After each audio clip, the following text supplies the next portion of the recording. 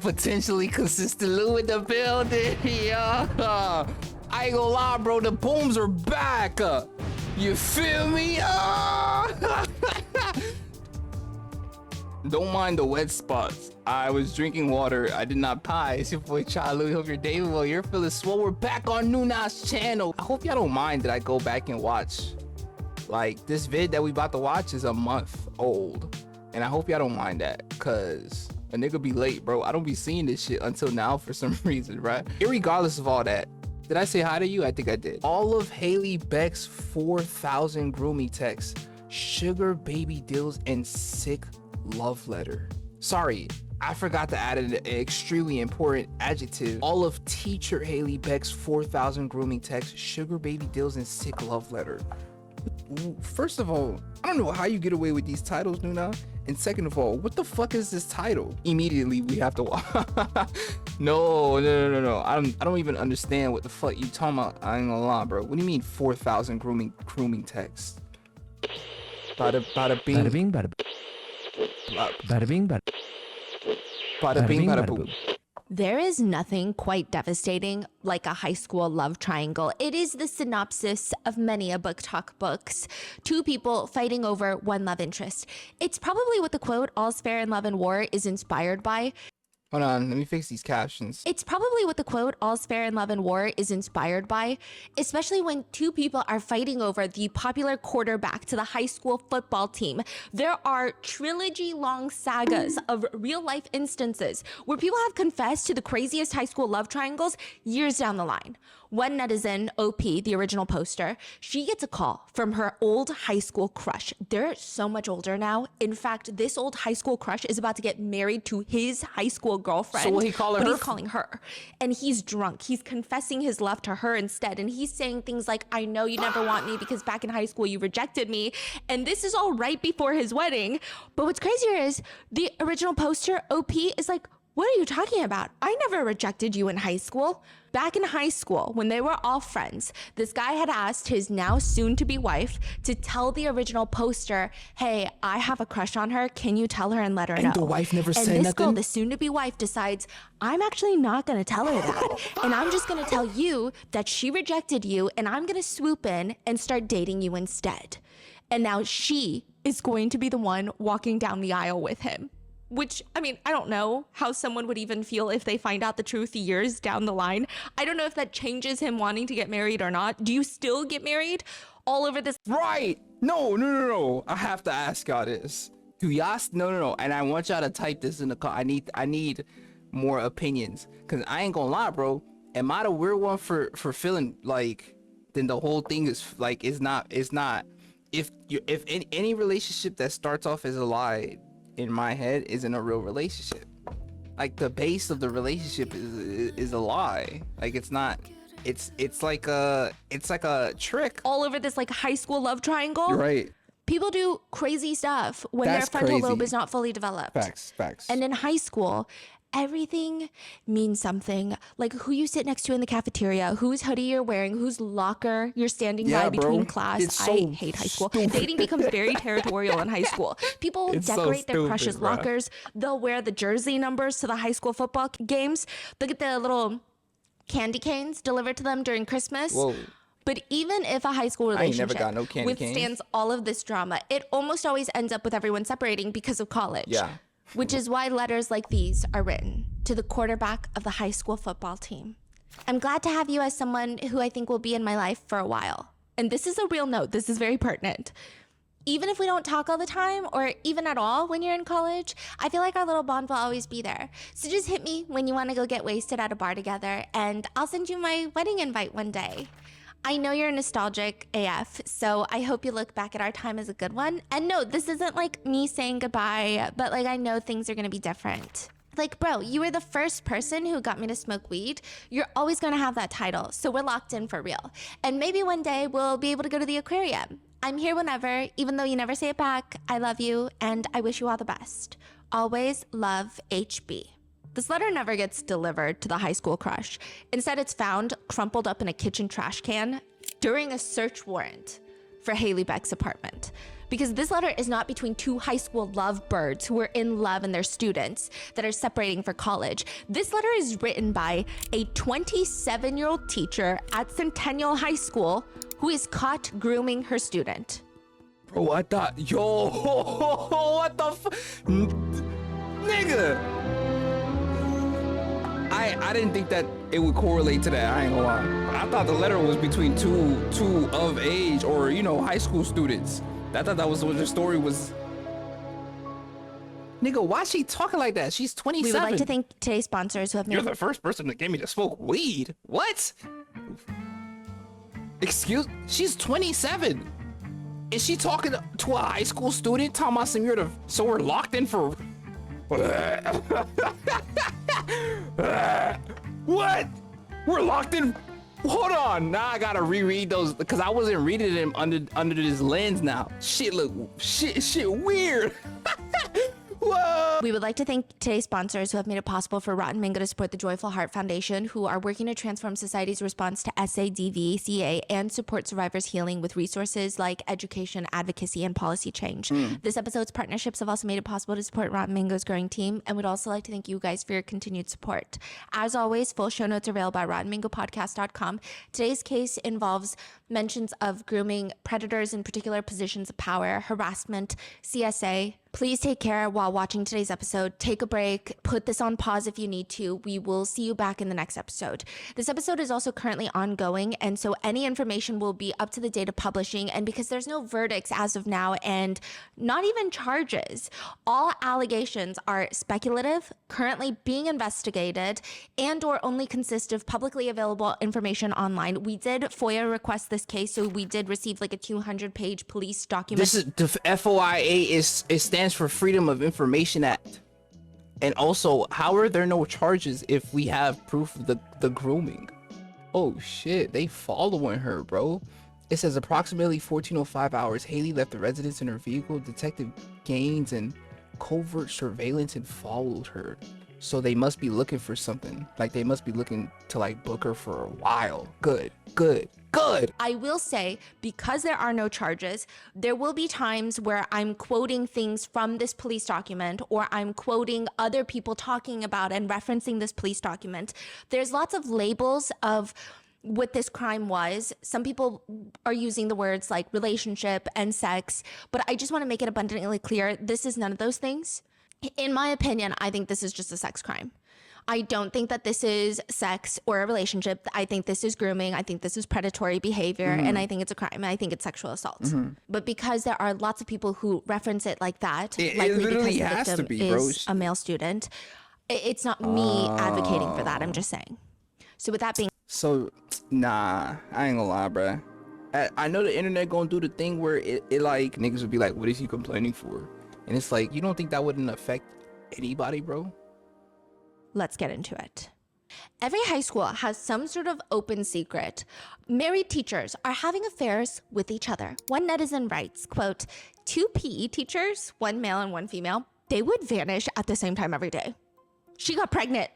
Her husband was also a teacher at our school, and like the whole building pretended we didn't know that that's not his baby. Dang.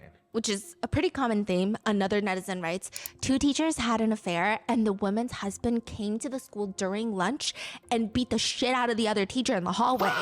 The kids were filming it, but both teachers kept their jobs. And then it becomes one of those things that nobody really talks about openly anymore. Married parents of students are having affairs with other married parents, perhaps with a married teacher. One person stated that their high school had this weird open secret. The football coach was having a very public affair with one of the players' moms. She was at every practice, every game, always in his office.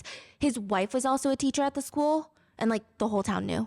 Another student says, our principal was sleeping with at least 2 different students' moms. He would schedule parent conferences during school hours. Like his secretary knew, his whole office staff knew, everyone knew. He eventually got promoted to district administrator. Oh, what the fuck? Open secrets about how seriously everyone seems to take high school sports is a huge thing. Like one principal who would change her own son's grades so that he could play football. This is a common thing. One faculty member writes, the star quarterback had a GPA of 0.8. 0.8, literally failing every class. But every quarter, his grades would magically adjust just enough so that he could play football. Every teacher knew it. Nobody was allowed to talk about it. Or another. That's not surprising. Best player in our school basketball team got caught breaking into cars and robbing them. Was kicked off the basketball team after they found his car full of all the valuables that were stolen. Half into the season, we're at the bottom. So the coach and the principal work out a deal and they get him back in. He ends up playing. We still lost though. But Centennial High School in Arizona, their open secret would start making national news. Centennial High School. Centennial High School. Centennial High School. Centennial High School in Peoria. Centennial High School is one of the entire state's premier athletic schools, particularly in football. So their team has won at least 8 state championships. The Centennial Coyotes are the 5A state champions! It's a heavy football school, meaning Friday nights, you drive by Centennial High School, it's going to be packed. Meaning athletic schools, particularly in football. So their team has won at least 8 state championships. Man, where my people at? Hold on, I see a brown-skinned brother. The Centennial Coyotes are the 5A state champions! It's a heavy football school, Beautiful meaning Friday queen. nights, you drive by Centennial High School, it's going to be packed. Everybody's talking about what they're wearing to the game, who's playing, who's that. Everyone knows all the players, their numbers, all the players and their parents. Then the rest of the weekend, if you go to the best spots in town, like if you go Saturday brunch, you're gonna run into people rehashing Friday night's game while eating brunch, and it's just high school football. Like it's that serious. And I grew up in the South, so like I get high school football. And there is something much darker going on in Centennial High School than just football. It starts off more like an open secret. It's like a rumor. Nobody has proof, but it just feels weird. One student says, there were just things about the school that just kept getting swept under the rug. Look, I don't know the specifics, but everyone's heard the rumors. Like there was this male Spanish teacher that was very friendly and flirty with the girl students last year. I don't know if anything happened, but he was fired before anything came up. And this is a real witness, a real student saying this to the police. Then there's the girls' soccer coach and psychology teacher. She's just kind of weird with her students, specifically her male students. She's a psychology teacher. She seems like one of those teachers that hates her female students but loves her male students, which is concerning, right? But she would just do this thing where she would constantly call out members of the football team, kids, students, out of their classes and then bring them to her classroom and like just hang out with them. I don't know, it was weird. Or she's constantly doing favors for them. She would let them leave the school campus to get food, which is generally not allowed. At some point, the other students and even some of their older, already graduated siblings are confused. Their parents are getting word of this. After hearing all of these rumors, one of the students decides to just ask one of the football players. Like, you're always around the psychology teacher. Like, is that teacher being weird with you? Is something weird? Because I heard something weird's going on. He responds really cryptically. You'd have to ask the teacher that. Like, I'm not saying anything. What does that mean? Like, as in there's something to say, but you don't want to say it? Yeah. But there is one student whose name keeps getting brought up in all of this with rumors about the psychology teacher. He's a football player, and we're going to be referring to him as Alex for the rest of the episode. That is not his real name. Anyone who is under 18 or even 18 but is a student, I'm not using any of their real names. Okay. Alex, just a fake name, like I said. But yeah, there's just like a rumor between Alex, like he's always around the psychology teacher. If you see her in the hallway, she always wants to be near him.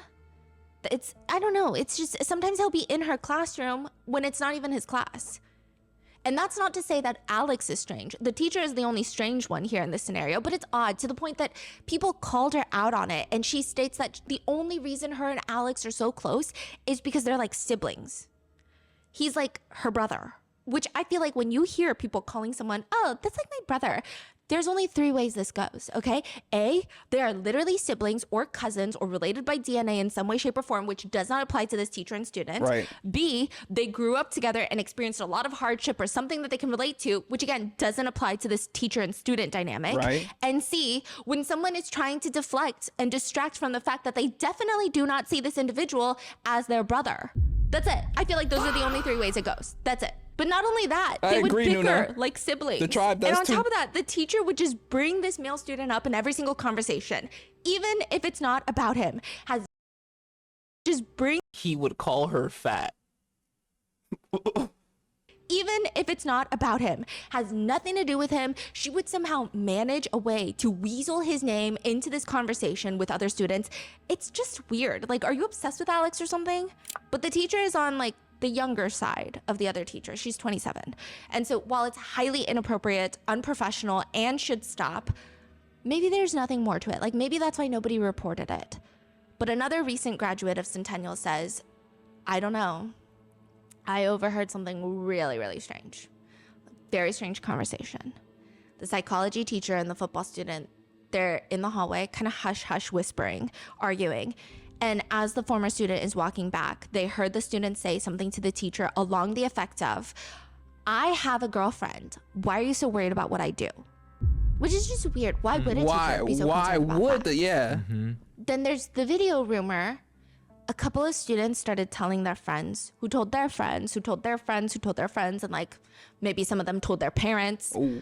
But the rumor is there's a video of one of the teachers giving a student oral in her classroom. Jess is a woman on a mission. This is, I mean, it's not an open secret if it's a literal crime. Jess goes straight onto the website submissions page and she starts typing up her tip. She enters her name. A student? Jess is the mother of a student. Mother. Former student, graduated student. Graduated. She starts typing up her name, address, phone number, email in the tip submissions no anonymous. part. And Jess writes that her daughter used to attend the school and was on the soccer team. And her soccer coach, I'm sorry, tip to what website? Oh, the police website. Oh. Mm-hmm. And I was the just daughter's wondering soccer coach, who what also tip happens is. to be the psychology teacher, has just always had this unprofessional air to her. The way she handles herself around the students, it just never felt right with Jess. She remembers distinctly how she spoke with the soccer coach, at least on one occasion, about, quote, how I felt like her relationship was inappropriate with all the kids. However, I know that last year's team has a lot of info about a boy that she had apparently an inappropriate student-teacher relationship with. He would meet her during non-school hours, and they were definitely Snapchatting. In the portion that reads suspect name, she types in Haley Beck and sends it to the Peoria Police Department, where Detective Kraber, a detective in the Heat Division, so this is Human Exploitation and Trafficking Unit, picks up the tip. He immediately calls Jess back for more information. And she tells the detective, look, she's never been appropriate with her kids. She's never acted like some sort of authority figure, and she cares more about being a peer to the students than anything. She gossips with the students, and she worries about what they think about her. And it's just like, she wants to be our kids' friends. Apparently, Haley even texted Jess's daughter that Jess's daughter is being bratty. Like, you're being bratty. A teacher texting a student that the student is being bratty, which is weirdly unprofessional, and Jess describes it as being manipulative. But the reason for the tip is not because Haley Beck is one of those odd teachers that needs to get a grip to life and come to terms with the fact that these high school students don't see you as cool or their friend, all disrespect intended. Jess would not have filed a tip for that. It's because of Alex, okay? She's saying there's this kid, this football player named Alex, and he just comes to all the girls' soccer practices, even when he has no reason to be on campus. And it doesn't seem like he's doing it to be around the girls of the soccer team. He would attend all of these lock-ins, and students have started noticing that sometimes Haley and Alex would bicker, and some of the students were saying, oh, it's because they're like siblings. That's what Miss Beck said, right? But it feels like they're arguing like they're in some sort of relationship. So she's submitting because she's worried about Alex, right? Yes. And then she says, but my daughter specifically heard something when they were arguing.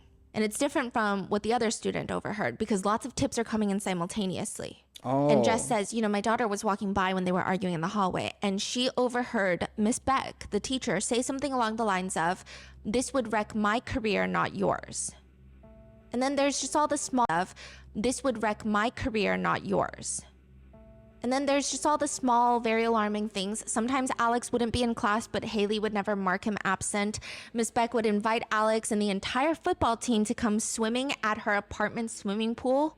And the other night, there was this whole conversation amongst the students that Miss Beck had given Alex head. That's the phrasing of it.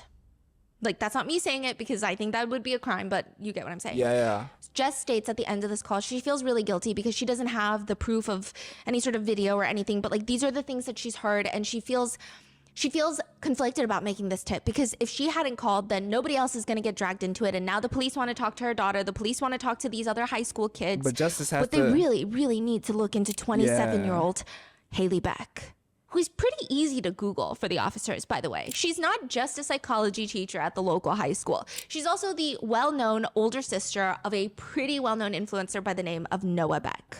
If you are one of the lucky... I know this nigga Noah Beck. I don't know him personally, but I've seen him before, bro. He was the Mixio. He was dating the Mixio girl.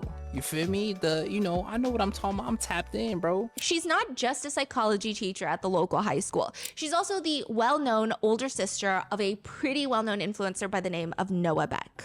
If you are one of the lucky people that did not download TikTok during the pandemic and continue down the easy pipeline of brain rotting like myself, you may have no clue who Noah Beck is, which is neither here nor there. Just know that he's a big influencer with over 30 million followers on TikTok, and he makes a lot of money. And I don't want to say definitively, but it seems like he has not been in any career-ending controversies. He seems unproblematic compared to some of the other TikTokers during that time period. He mainly does a lot of big brand trips now. I think he's getting into acting. I think he has a few shows on Netflix that he's working on. So yeah, I think he's mainly trying to be an actor. He's dating He did date Dixie D'Amelio. Who the fuck is Dixie I think D'Amelio? they were broken up a long time ago. Oh, okay. Yeah, but he's like from that era, right? But he makes a lot of money, which may or may not be the only tiny detail that will hold relevance to this later. But he also did some family vlogs that feature two of his sisters. So you've got Haley Beck, the oldest Beck child, and it appears that she's always had the going down the right path type of childhood, while her younger siblings, Tatum Beck, her younger sister, her younger brother, Noah Beck, were the troublemakers. That's how they talk about their relationships. Haley Beck, everyone. This is the oldest of the Beck children. She's the middle. I'm the baby. They're like, Haley Beck is like the golden kid, the perfect child or whatever. Wow. Who's most likely to go to jail? Who has more common sense? Wow. And then Tatum Beck is for like the real. troublemaker. She likes to throw pizzas at Haley Beck. She threw pizza at me. Oh my Why'd she do god. that? Okay, well. Good job, Tatum. Good job. Wait, hold on. Why'd she throw the pizza? She likes to throw pizzas at Haley Beck. She threw pizza at me. Oh my Why'd she do god. that? Okay, well. Got in my hair. But is Haley Beck also like influencer yeah, I was or about to ask. not at all? Or she's just only as a sister? Only as a sister. So she doesn't have her own TikTok and all No. that. She does, but now not anymore. It's pretty much gone. But she was never famous for her TikTok. She was really only famous for being Noah Beck's sister. Got you. And I'm assuming everybody in school knows that too, right? That's Noah Beck's sister. Yeah, and apparently, oh my God, there's like this rumor. I couldn't confirm, but there were some anonymous students that were formerly in her class that said that because she's a psychology teacher, she would use Noah Beck and Dixie D'Amelio as personality references, which was just weird. Very weird. Very What? bizarre. Very parasocial. That's very interesting because you were saying she wants to be a friend. Yeah. And her brother is basically the biggest star for high school kids. Yeah. Must play a lot of roles in her brain and her interaction with the kids, right? Yeah, which makes it, I think, more sick. Yeah. Not that Noah Beck did anything wrong. Yeah. He doesn't even live in Arizona anymore. So just No, pointing- but it's a manipulation thing. She knows. Oh wow, she's sick, bro. I was horrified that she was a psychology teacher because she knows what she's doing. She's using the sort of stature of her much more famous brother to elevate her own status in front of the eyes of these high school students to then manipulate them into doing yo, how is she not charged? I'm so fucking confused. How are there no charges? Brain and her interaction with the kids, right? Yeah, which makes it, I think, more sick. Yeah. Not that Noah Beck did anything wrong. Yeah. He doesn't even live in Arizona anymore. So just pointing that out. But more on that later because there is a part about Noah Beck in the police report that is unverified, but we'll get there. Haley goes on to become a high school psychology teacher, and she says in an interview, Teachers can have connections with kids, and I feel like that's one of the most important parts of teaching, because at the end of the day, you never know, like, I might be the only person in someone's life that does care, and so I try really hard to make that known in my teaching and in my interactions with students. And then there's really not much else about her until recently, where every single TikTok of Haley Beck in her classroom teaching has seemingly gone viral because there's a rumor that Haley Beck is the teacher in the video, where I would consider it essay, but oral is committed against a student. Do you remember the TikTok trend where two people would be running, filming each other? They take turns, so one person pretends to be the suspect, the other pretends to be the cop chasing the suspect, and as they're running, the cop, the one that's filming, will say something like, suspect is a 25-year-old and still takes a bubble bath every single day. Suspect can't grow a beard.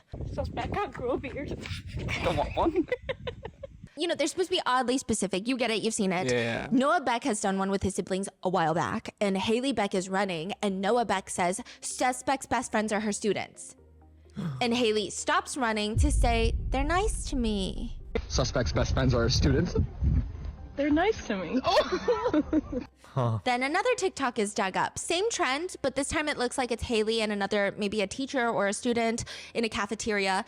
And Haley is running through this empty cafeteria, and a girl's voice on the other end says, suspect has a cult following of high school boys. Suspect has a cult following of high school boys. Whoa. And there is a TikTok that has since started going viral, which is a picture of Haley Beck in her class. And on the whiteboard behind her, it's written Mommy Beck.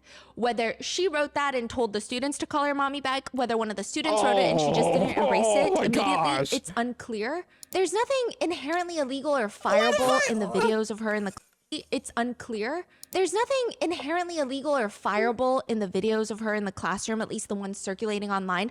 Although I do think that she did break some school rules, because I don't think you're allowed to have students' voices or their faces in any TikToks without the parents' consent. Oh, so she films TikToks. She also would like film TikToks in her classroom, and they were just so cringe. They've all been wiped from the internet, but you can see some reposts on TikTok where she just behaves in a way that... Where are your shoes? He's trying too hard to be cool. I don't understand. I'm not gonna lie. What the fuck is she talking to little boys for? She just behaves in a way that I would never want my child anywhere near her, and I don't even have children. Like, what does that mean? She's the epitome of a teacher that I think is not all there in the head. She likes to sing at her desk while the students are trying to focus, and it's very like, oh, pay attention to me. Do you remember the 21st night of September? And then she'll be like, oops, sorry, I don't even know why I'm seeing that. And then there's another part, like this one really just grinds my gears. And I do think that I have at times a very uncomfortable cadence and tone of voice, and maybe there is some vocal fry in my throat. But with Haley Beck, this is a student. This is a professional setting. And she's talking to a student and she's like, Austin, stop. No. And I'm Don't like, do what that. is Don't do that, Noona. fucking happening? Don't do that, Noona. Is there like a trend that she's doing, or just like clips of her life? These are clips of her life, and this is like at the time when a lot of teachers were filming themselves in classrooms. And then there was like a wave, a wave of teachers filming themselves. And then a lot of schools got mad. A lot of kids got mad. A lot of the internet got mad because they were like, you are like a toxic teacher. You're a weird teacher. So she has some of these, but I mean, maybe they're fireable offenses, but nothing inherently illegal in what has come up on TikTok. Feels like it. It's just Feels a like combination it. of all the things that she does. She has a tendency to consistently try to fit in with the kids and make the class about herself. There's another TikTok where she's up on the table while the kids are exiting the classroom, and it just seems like she's doing it to be cool. What do you mean up on the table? Standing Like on? she's- Yeah, and she's like watching them all leave. I don't know. Like, I just never had teachers really behave like that. It just makes you uncomfortable. She's bickering with thinking students. about it. Later, another student would say that the football boys and Haley Beck would constantly be making TikToks in her classroom. So I guess like the football boys would post their own TikToks.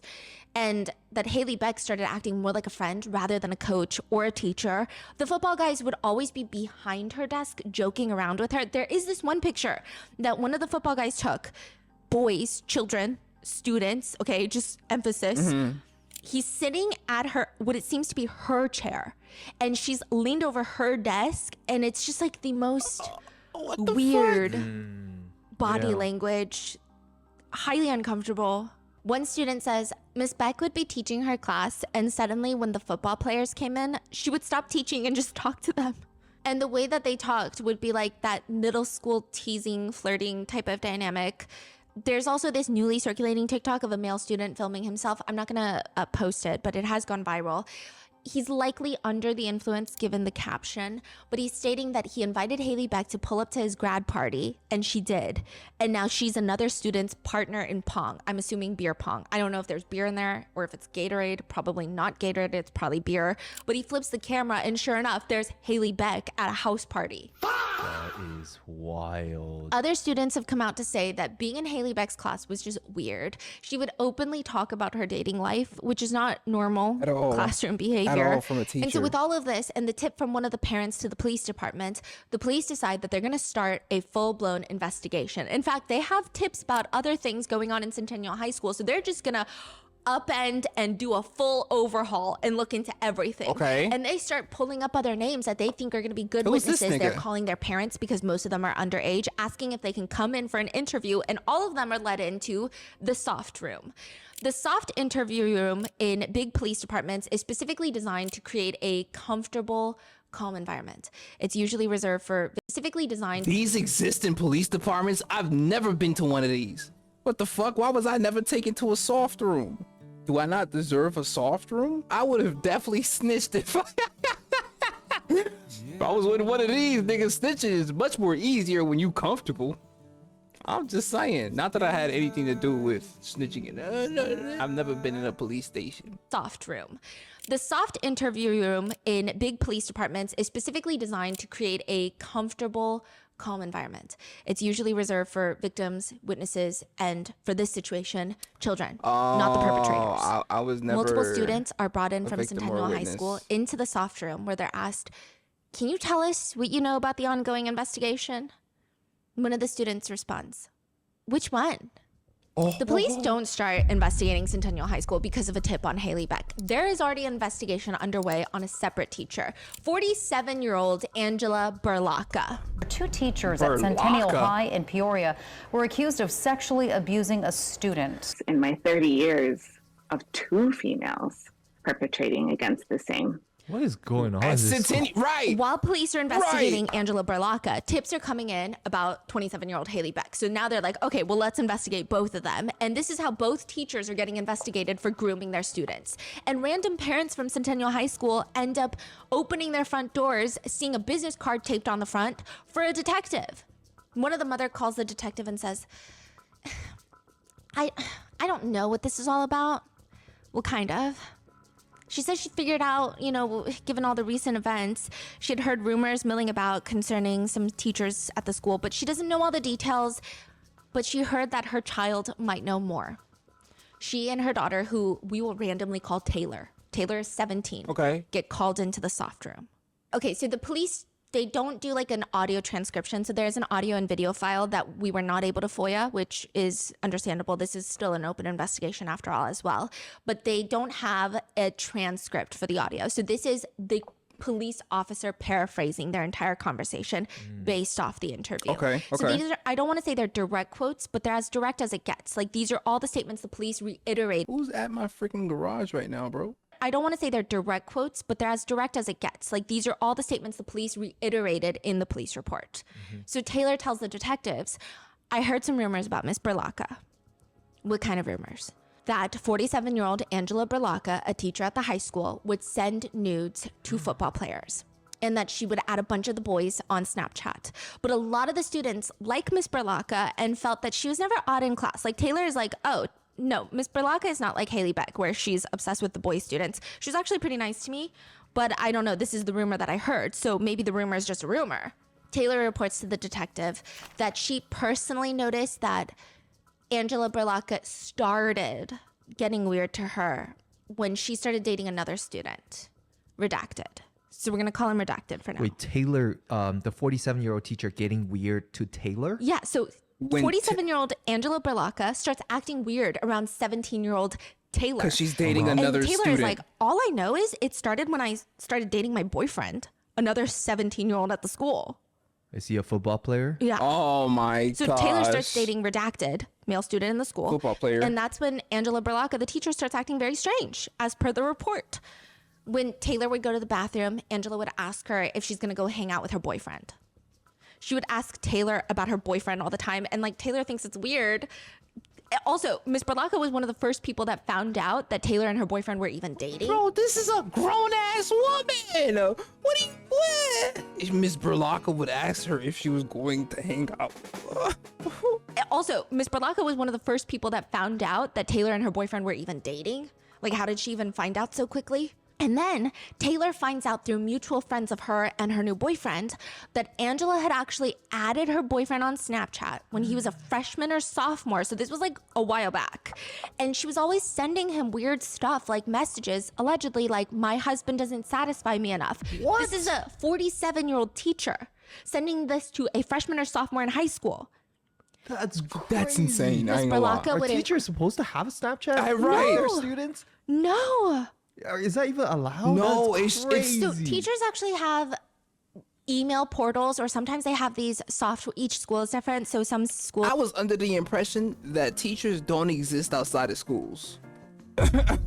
Like the way my teachers were, there was no presence outside of schools. I didn't have their number. I didn't have their socials. I didn't have, all I had was their email. Seeing your teacher outside of school was always like a fearful, it was never like a, what is happening in Centennial High School? No cap. It gotta be something in the water or something in the air, bro. Cause this is fucking weird, my nigga. On the scale of weirdness, I'm gonna have to put this up there. I'm gonna keep it honest with you. Cause there's certain positions that you've been entrusted that involve kids that, like, you gotta have honor and integrity. The fact that these are the educators doing this is so alarming, bro. Because students look at educators as almost like guidance. So if you're doing this to a kid and the kid is like accepting it or thinking that it's okay because you're trying to make it look like it's okay, you're fucking up what reality is in that kid's head, bro. All for your own disgusting, twisted gain, bro. Then now you gotta look at it even more like she's been around these kids for how long? This is weird, my nigga. Some schools have software where you can like message teachers, but That's it's what like I a had. school software and it's all monitored. Right. Yeah. But no, teachers are not supposed to have any sort of personal contact with students outside of class. Exactly. And usually teachers, the last thing they want is to fucking see a student outside of class. That's what I thought. So this is really weird. Wow, crazy. Really fucking She weird. would invite him to the classroom early before the rest of the students would get there, and she would tell him not to tell anyone about what she's saying. But Taylor's boyfriend never told Taylor any of this himself. So this is all she's hearing through mutual friends. She never saw these messages on his phone. So she's like, I don't know if it's true. It's just what I've heard. Feels true. But there are more rumors about Miss Berlocka, that multiple male students, children, received similar messages. And Taylor says, quote, I just knew the whole football team is bonded over how weird the teachers are and that they've seen the same pictures of Miss Berlocka. Same pictures. Same pictures, right? Same picture. Wow, so she's mass sending her news to the whole team? Could be. The police bring in. I love Husband Mango, bro. The disbelief in his voice is something that I resonate with heavily. You hear this nigga, Tribe? She's mass sending her news to the whole team? Yeah, my nigga, I know. That sentence. I never thought that sentence would be configured in 2026 and said out loud, but that's dead ass what she doing. The police bring in Angela Berlocka, and she tells the officers that she has been working as a teacher for the past 26 years. She's been employed as a teacher way longer than any of these children have been on the face of this planet. That makes me so scared, because how long has she been talking to kids like this then? She's been employed as a teacher way longer than any of these children have been on the face of this planet. She also teaches at this redacted, it sounds like a daycare, and she teaches early child development and is in charge of the preschool. So initially in the interview, even though Angela knows what's going on, she just tells the police that she really only has interactions with students via email and she only communicates with students for school-related purposes. The police report reads, My husband don't satisfy me as school-related purposes. Oh. Like the way these niggas be lying is so crazy.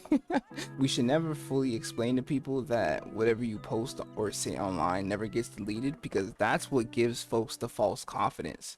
You feel me? Like you're not gonna be able to say crazy ass shit in Snapchat and then lie in real life like we didn't see what you said on Snapchat. And I love that adults and people who use Snapchat have this idea that it just disappears. No, nigga, we see you, bro. You're fucking weird.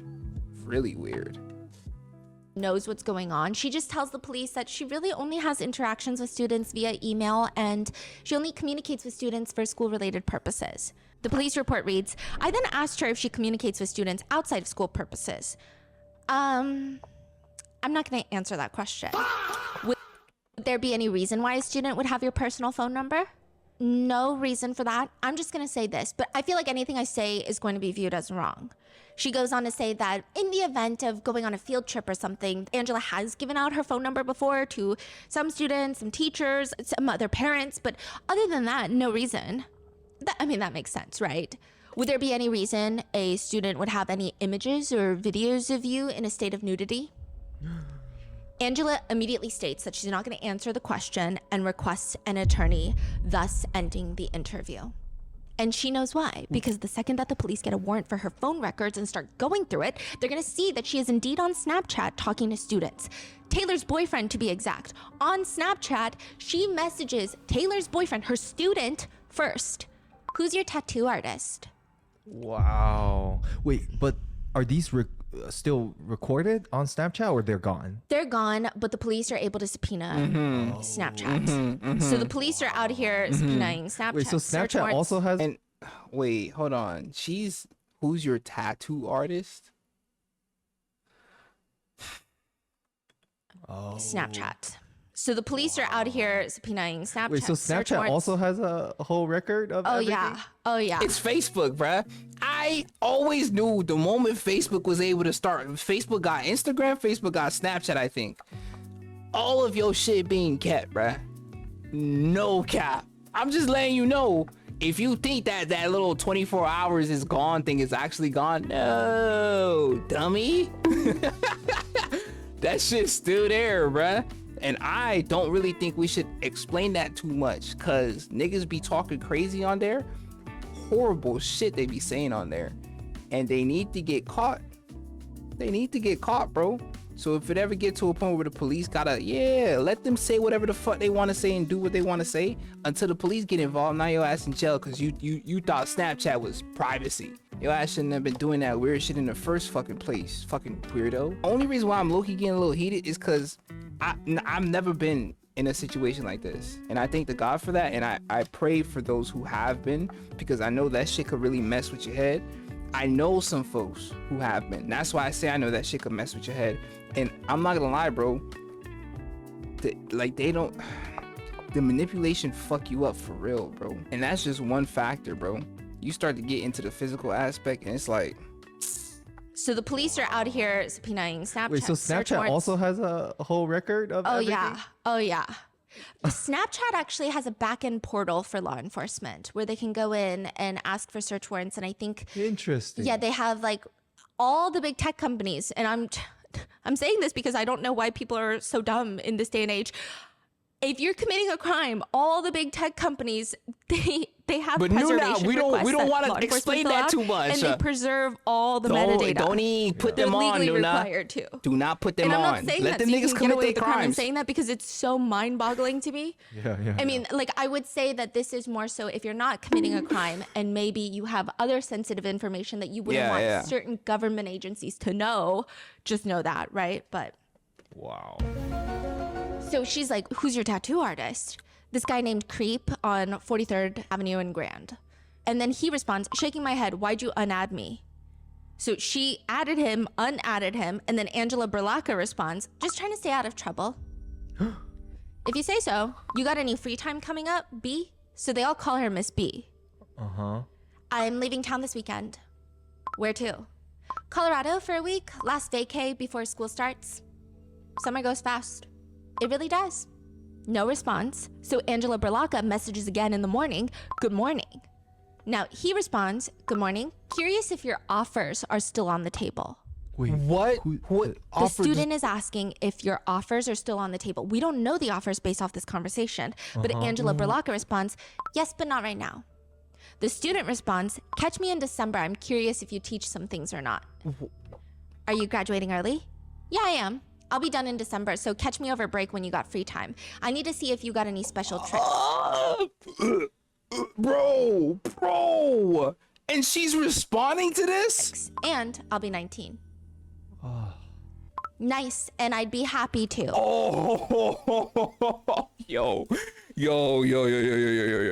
I'd be happy to is actually diabolical.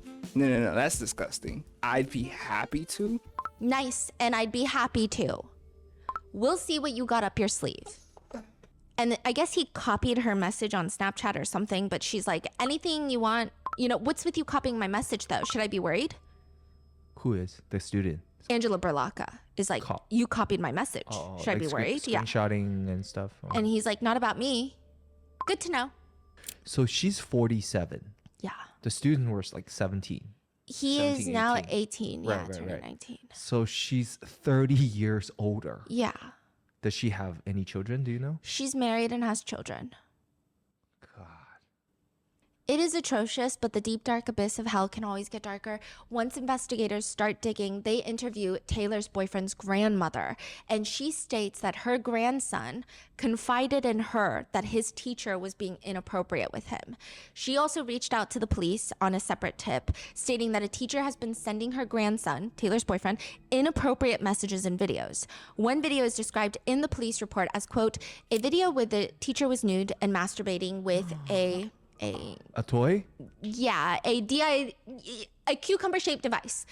In addition to this, the female teacher was saying Redacted's name in the video, as well as stating that she wants to S him dry. The video footage shows the teacher's face as well as identifying tattoos, as well as another video of Angela Berlocka. In addition to Redacted, there are 3 other students involved.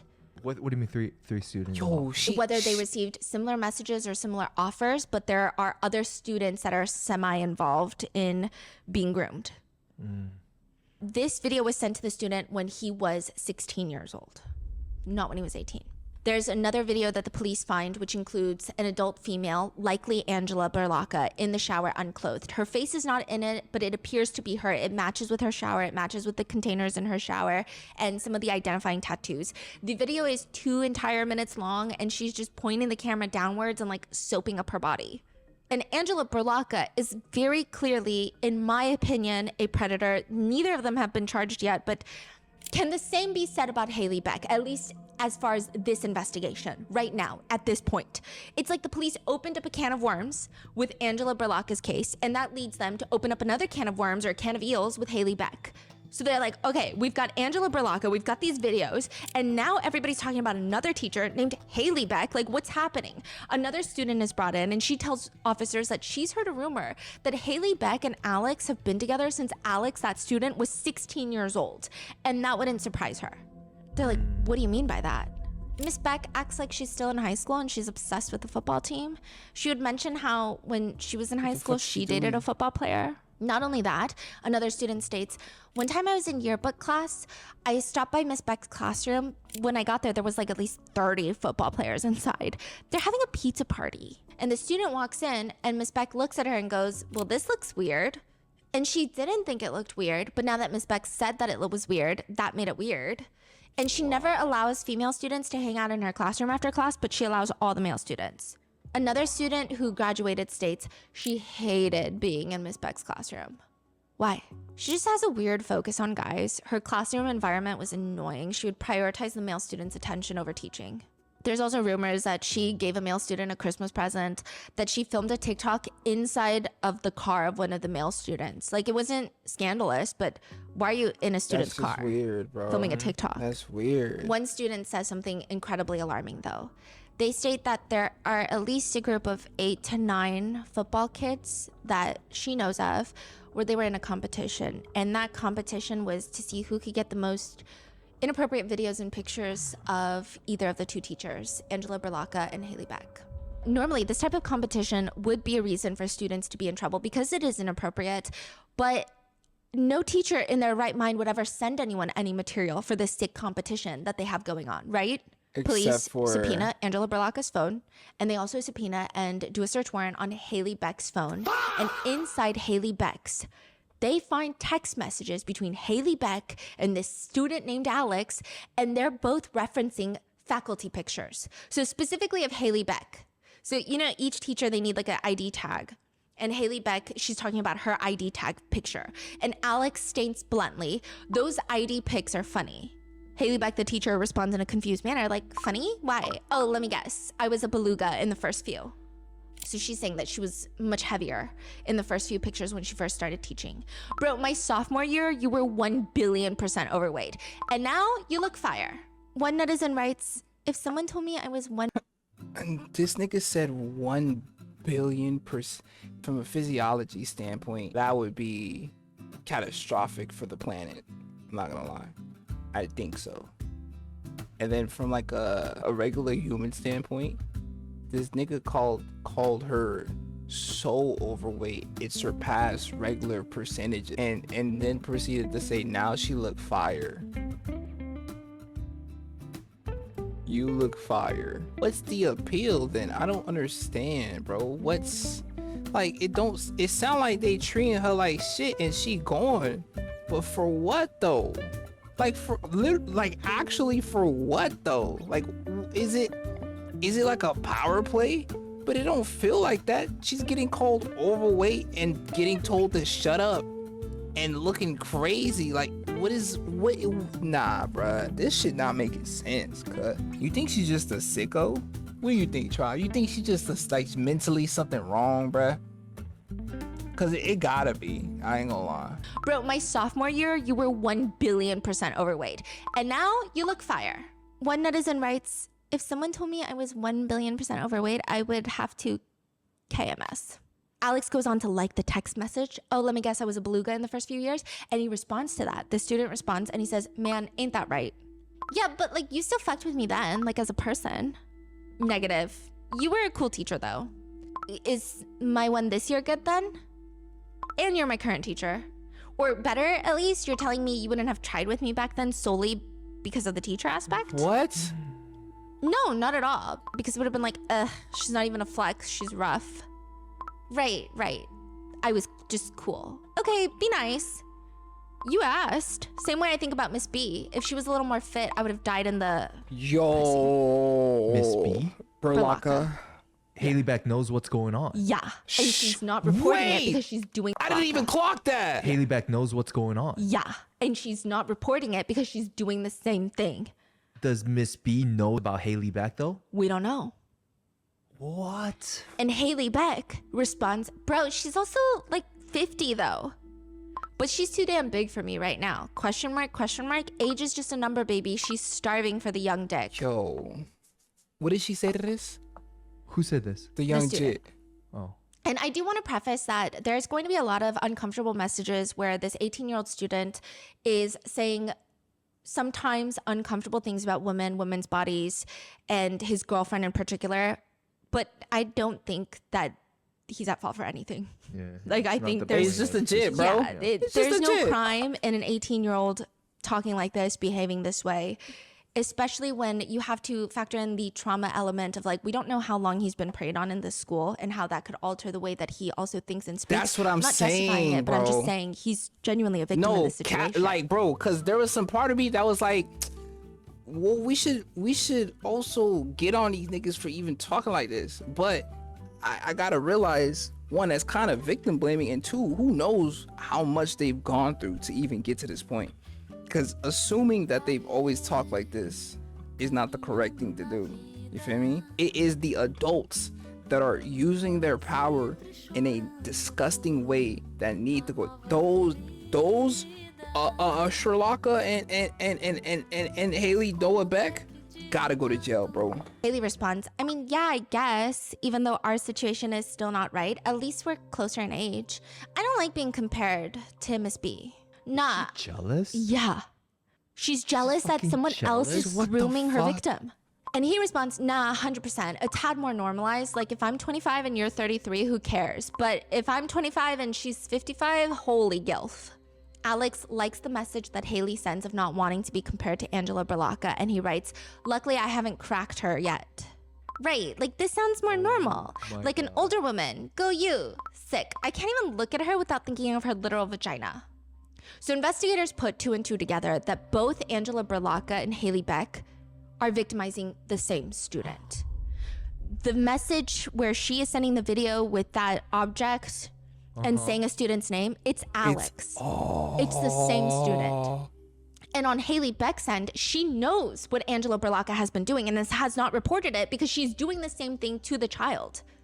Alex's age-appropriate girlfriend, Taylor, tells the police, Miss Beck Taylor is Alex's girlfriend? And she tells the police, Miss Beck is a weirdo. She's weird with all the students. She's weird with the high school boys. She's flirty and she's fixated on still being in high school. Everyone knows that, including the other teachers. Haley Beck would go around telling students that other teachers questioned her about being inappropriate with students or too friendly, but she doesn't even appear to be worried about it. Like she almost says it as if it's something to be proud of, like some sort of badge of honor, that she's so cool that even the other teachers— I feel like I'm getting poison damage every time I see this video, bro. It's like my health goes down by -5. It's just the cringiness is this, like, it is painful, cuh. Yeah, a groomer doesn't like being compared with another groomer. She almost says it as if it's something to be proud of, like some sort of badge of honor, that she's so cool that even the other teachers are telling her to stop being like one of the kids. Taylor says— And other teachers know about this? Yes. Or at least Why aren't they? Seems like they have an idea. Taylor says she never liked Miss Beck. She had Miss Beck for psychology all last year, didn't like her, especially because Miss Beck was always texting Alex. Haley Beck would text Alex. I mean, she would text all the football boys, but specifically Alex, and she would send him money and weird shit. According to the police report, Taylor says weird shit. And she was constantly asking Alex about his high school girlfriend, Taylor. How much money? Haley would be texting Alex, "What are you doing?" I'm with Taylor, bro. Haley would just call him weird, which Alex would get offended by, and he would respond to Haley, like his teacher, that he's gonna be rude and weird to her because she's weird for texting him. He would straight up tell her, "Your ass is gonna get in trouble because you're texting me." Haley Beck did not care. Taylor states, "I never saw anything like freaky in the text messages from Miss Beck. It would just be like her sending money and asking him, 'What are you doing today?' How much money or, is like, she "Let's sending go this grab little food." nigga? It was like she was trying to hang out with him. Okay, so him and I started dating last spring. It was like April probably. And then I had her as a teacher the semester prior to that, so first semester of junior year. But I did know about her texting him and sending him money, trying to hang out with him. That's fucking crazy. In what scenario would a teacher send students Never. money? Yeah. How much money? It's always $20 or $30 each time, but it added up in the span of a month and a half to $630 on a teacher's salary. Like Venmo him or Apple Pay. oh, like those. What did she send almost a band for to this little nigga? Why? Anytime a grown-up is sending any shit money that's not familial, or like only familial older adults could send younger jits that's in the family money. You feel me? Outside of that, it's like, the fuck is you sending that little nigga money for? You feel me? $20 or $30 each time, but it added up in the span of a month and a half to $630 on a teacher's salary. And then Venmo him the money or- coming from Apple Pay. it's not even just like an those gift adult. card It's a money teacher that adult. text. Yeah. Not even just any teacher. I think any adult sending any child money that is not directly related. Hey. Hey! Hey! Noona! No. Can niggas hear me, bro? Is my phone on? I literally just said that. Is my credit getting taken? Wait, no. Hold on. Is she gonna say? Sending any child money that is not directly related, that the parents know about, is so alarming. That's what I said. But a teacher makes it even more That's alarming. also what I said. What the fuck? Yo! And Taylor was like, I know of at least one time where To be fair, I'm not really saying revolutionary statements, but it's just the timing, bro. I literally just said that. And Taylor was like, I know of at least one time where Haley, Beck, and Alex hung out. They went to this place called Fired Pie, which ironically is not like a pie place, it's a pizza spot. Well, I guess that makes more sense. I would but have wanted it to be Alex a pie is there place. with his friend, and Haley Beck just shows up. meets up with them, offering to pay for Alex's food. Taylor didn't even know about any of this until she asked Alex about it because she heard about it from someone else. And in this instance, he got mad that she asked. And like these are the small things where I think it's really important when you just read the messages between Haley Beck and the victim, the student. Because he's a lot more aggressive in the text messages, some netizens have gotten into this weird mindset where he's not a victim because he was 18. He's a victim. And I think these small instances where You see what I was saying when before? he's asked about, did you see Haley Beck with his high school girlfriend, he gets upset.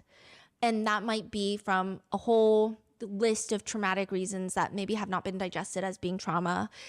These are like the little things where it's very clear it's still impacting him in a tremendous way. Of course it, yeah, So he of got course mad it will, and he bro. didn't want to talk about it. Now, the whole thing is odd. Taylor says that Haley Beck was constantly just like texting Alex as if they were friends or something. Like she would send him pictures, selfies, not like inappropriate or freaky. That's how she phrases it, though they are inappropriate. Inappropriate, for sure. But just like pictures of herself. And she would just be asking, oh, should I post these on Instagram? Like he's some sort of social media manager, to which Alex would respond, I don't know. Or sometimes he would just not respond at all. What would happen then? The detective is asking. Miss Beck would get mad.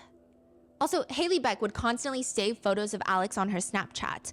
And Taylor, a 17-year-old, is telling the detective, because the detective is like, why do you think she did that? And she's like, I don't know if maybe like Alex looked good in the photos or what. I don't know. And if you read the 200-page police document, these are the moments where I feel like, okay, this is where you see the impact on these kids, because we know why Haley is saving those pictures, but this is a 17-year-old girl who is just confused why a teacher is saving the pictures to begin with, and she's trying to Wait, we know why? Why? I don't know why. Why would she be? I thought it was just because she has some weird fixation on Alex and just thinks he looks good. Old girl who is just confused why a teacher is saving the pictures to begin with, and she's trying to come up with reasons in her mind. I think these are very impactful moments that should be remembered. But the police report reads, Taylor, quote, told Alex that Miss Beck was chasing him and that what Miss Beck was doing was weird. And Miss Beck is not all that. And then March of 2025, there was this whole incident where Taylor is in the car with Alex and he's saying that he needs to drop off his school computer because someone is going to do his homework for him. And she's like, who? Who's going to do your homework? Where are you dropping off your laptop? Like your school laptop? He's not responding. So she's like, okay, I'm just not going to question it then. They go and they drop off his computer. She doesn't see who he hands it to, but now she's connecting the dots and it's very clear that it was Haley Beck's apartment. So she connected the dots then. And then later she sees text messages from Haley Beck to Alex that read along the lines of, the computer is charged. She turned in all the assignments except for one because the computer died. And she was like, it's just so weird. Wow. According to the police report, Taylor states she did most of his homework for his junior year, I think. What? Do you know the timeline of things? What? When did it start? How long did it last? So a lot of these text messages that we're going to get into between Haley Beck and the student are when he's 18 years old. But repeatedly throughout the police report, it states that Haley Beck and the grooming of the child probably started when he was closer to 16. Damn. So 18, he was a senior. Yeah. So it was like sophomore. They started. Okay. Yeah. Alex advised that Miss Beck does his homework for him for no reason and that she is just, quote, a weird ass bitch. And just every time Taylor and her boyfriend Alex would hang out, sure enough, Haley Beck would be texting Alex.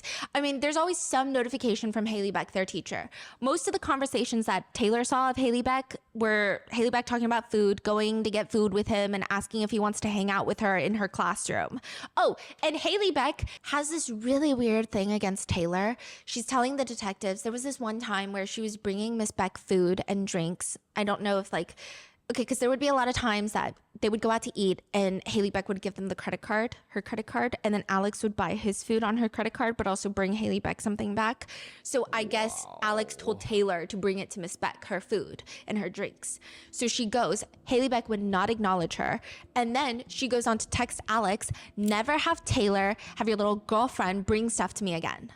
This is getting crazy. Haley Beck started asking students in my class and my friends, just anybody that like had any relationship with me, random questions about me. Like she tried to find out him and I's relationship status, like what we did together, how we acted, what I did in my free time, who I talked to, who I hung out with, like really weird things that teachers usually don't care about. There was also this specific time where she was telling one of the football boys on our team that I was stealing her boyfriend and that she needed to get rid of me. She would constantly ask the other football boys whether or going not crazy Alex with the and Taylor's makeup. She look relationship was nice. serious and if they were actually really dating. The statement report for Taylor's interview reads, Miss Beck was just weird. She was always flirty and trying to text Alex. Miss Beck would also excuse all of his absences so that he could pass the class. She would give him all A's. Same thing with Miss B, Angela Berlacca. Miss B didn't have Alex as a student, but when he asked her to excuse one of his absences, she would. It was wild. Bro never came to class, ever. Who the fuck is this nigga? You'd probably see him once every like 2 weeks, week and a half. And why is the Undertaker bell in the background? Like, you'd probably see him once every like 2 weeks, week and a half. Never there yet. He still had the best grade than the smartest kid in that class.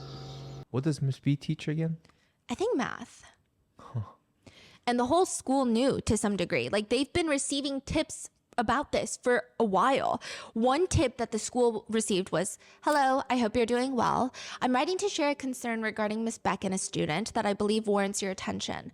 My sister, redacted, who is a student, has mentioned feeling uncomfortable about Miss Beck's interactions with Alex. She has observed and heard about several instances that seem inappropriate, including frequent communication, text between Miss Beck and Alex via Snapchat. Miss Beck gives Alex a Christmas gift while not giving anything to other teammates. Miss Beck and Alex have been seen in a vehicle together. My sister and other students have noticed this behavior but are hesitant to report it due to the fear of being labeled as a snitch. There also seems to be a reluctance to speak up due to the stigma surrounding a male student in this type of situation. While my sister is unwilling to provide further details, I believe other students may be able to share more information if approached. I understand this is a serious concern, and I trust that the school will handle it and the appropriate discretion and urgency will be applied. Please let me know if there's anything further I can do. Thank you for your time. Best regards. Damn. So did school do anything? Like, is there anybody spoken out? Yes, the principal did reach out to Haley and stated Haley denied any of the accusations but was receptive to the feedback. So they basically just tell Haley, hey, don't be so inappropriate with the kids. Don't act like their friend. That's not even what the tip is. It's not even like, oh, she's being inappropriate. So there's a lot of anger in Arizona right now against the school board. Yeah, I'd imagine so. You think they know, they just choose not to do anything? Yeah. Yeah. I think they choose not to do anything because it likely causes a lot of scandal. Yep. And because now you get into the talks of how long has this been going on? Well, if it was so obvious to the students, none of the teachers said anything, none of the teachers reported anything. Why'd y'all let that slide under the, you feel me? Now we really start talking about the school as a whole and who's in charge, you know? And I guess they didn't want to do that, but guess what? Shit got to the point where we gotta do that. And you could have literally solved the problem by nipping it in the bud and saying, hey, these two teachers are weird. Let's report this to the police. Bam. Over. And when you're dealing with this Centennial High School seems like a heavy football school. And if you ever go to like a football heavy high school, it's just really, they act like they're part of the fucking NFL. Yeah. I don't know how to describe it. And I do think that there is some understanding to that in the sense of like a lot of these kids, they do start their entire NFL career in high school, obviously. But the way that they don't want any sort of scandal involving their athletic teams. Yeah. And I think if there is a victim of a teacher, it doesn't look good with all the parents. Yeah. I think it's easier for the school board to ignore it. Yeah. And this is exactly how receptive to feedback Haley Beck was. Haley Beck messages Alex that she's in a teacher's group chat with Angela Berlacca and the other teachers, and she texts, in a group with Berlacca for our meeting feels so wrong. Alex laughs at the message because she's likely referencing the fact that she saw Angela Berlacca's videos that were sent to Alex. But she's almost acting like, oh, your ex-girlfriend's in the room with me. Like, it's so weird. Yeah. What do you mean? The other predator is in the room with you, also a predator? And you're going to tell the victim that and that you feel weird about it? Oh my God. Later word spreads about a potential investigation into Berlacca. Haley messages Alex, like, what am I supposed to do about this right now? If I don't provide later, like, you can call me lame. And he's like, deal. So the provide, we're going to get to that context later. But she's like, kind of freaking out delete everything about me in your phone, probably. I don't think it's about you though. So she's saying like, I'm freaking out about this investigation. And the victim is like, delete everything about me in your phone, probably. I don't think it's about you though. I think Miss B is in some shit and they're trying to get me in for questioning. Haley Beck is saying, everything has been deleted. You do the same, but let me know what it's about. I'm nervous. I have no clue. I think she just got caught up with some other kids and they said my name and it got brought up. Are these texts or Snapchat? Some of these are Snapchat. Yeah. I have something to give you also. Okay, so as long as it's about her, I just got an email about Berlacca. What's the email about? Haley screenshots the email about Angela Berlacca being placed on administrative leave. Haley then asks, I wonder who said something. Are you gonna have to call the police? Just don't text me right now. They can eat a dick. I don't know anything at all. Okay, I don't know what they're talking about. I don't know what's going on. All right, well, I hope you're not like weird with me or something, but okay. What is There is an investigation going on into Angela Berlacca, and Haley Beck is worried about him being weird with her, like pulling away from her. What is going on in her head? I don't know. He's the one that's like, delete everything, like, get a grip. Yeah, exactly. He's like, nah, just trying not to create any new situations. I mean, you see this shit in front of your face. Like, just wanting to be like updated about your stuff, really. Like, yeah, this is like a you and me thing though. Not that it's right, but others were involved with her, so no need to get automatically standoffish with me though. What? What? Yo. I ain't gonna lie, bruh. My fight or flight instincts is activated right now. Dead ass. This feels so disgusting. It feels so slimy. Like I'm getting a sickening feeling from this. No need to automatically get standoffish to me. Not that it's right, but others were it. So you know you're doing something wrong, but you just don't give a fuck. And that's why you should go to jail for life. She knows that it's wrong though, tribe, but she just don't care. Why doesn't she care? Because from what I'm seeing, this little nigga don't even give a fuck about her for real. Yeah, this is like a you and me thing though. Not that it's right, but others were involved with her, so no need to get automatically standoffish with me though. He goes on to state that the police, quote, they showed up at my door banging on it at 6 a.m. on the first day of school and fucked up every plan we had up there. Didn't get to talk to any coaches or any people or anything. Wait, what? They came to your house? I gotta go. Delete this shit. You're being weird, but okay.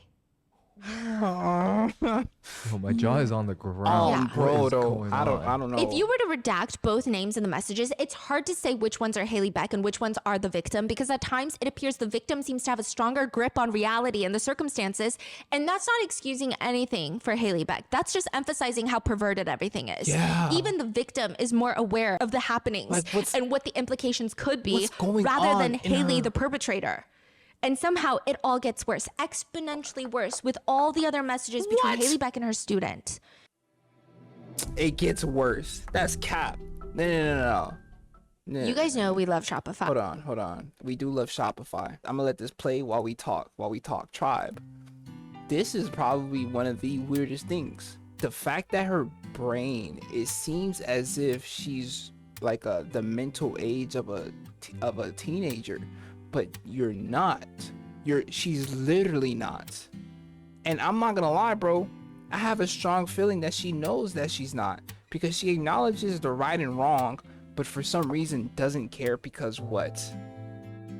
The attention she's getting from these prepubescent boys is so addicting that she is ignoring the morality and the disgustingness of it. It can't be, because these niggas are not treating her like she's a queen or goddess. They're calling her a beluga whale. They're saying she's 1,000,000,000% fat. What the fuck are we talking about right now, bro? Like, what's the, my nigga? They're making competitions on how many news they can get from grown-ups and from teachers. Like, what, that school itself low-key need a whole upheaval. Bathroom break. I'm gonna tell my sister. I'm gonna go tell my sister about this. She probably already knows, but I just want to see what my sister says. I ain't gonna lie. Bathroom break though. So I walked up there, like I said, to tell my sis about this crazy ass shit. And I was like, sis, have you heard about the Haley Beck case? I'm reacting to it right now. She's like, hold on, don't spoil the vid. I'm like, what? Like, the reaction, don't spoil the reaction. I'm like, whose reaction? He was like, yours. I'm gonna watch it. Like I watched all the other ones. And I was like, oh. Oh.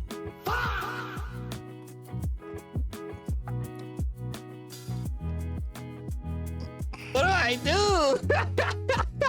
I don't know. Now I feel a little bit weird. I ain't gonna lie. Hold on. I don't give a fuck.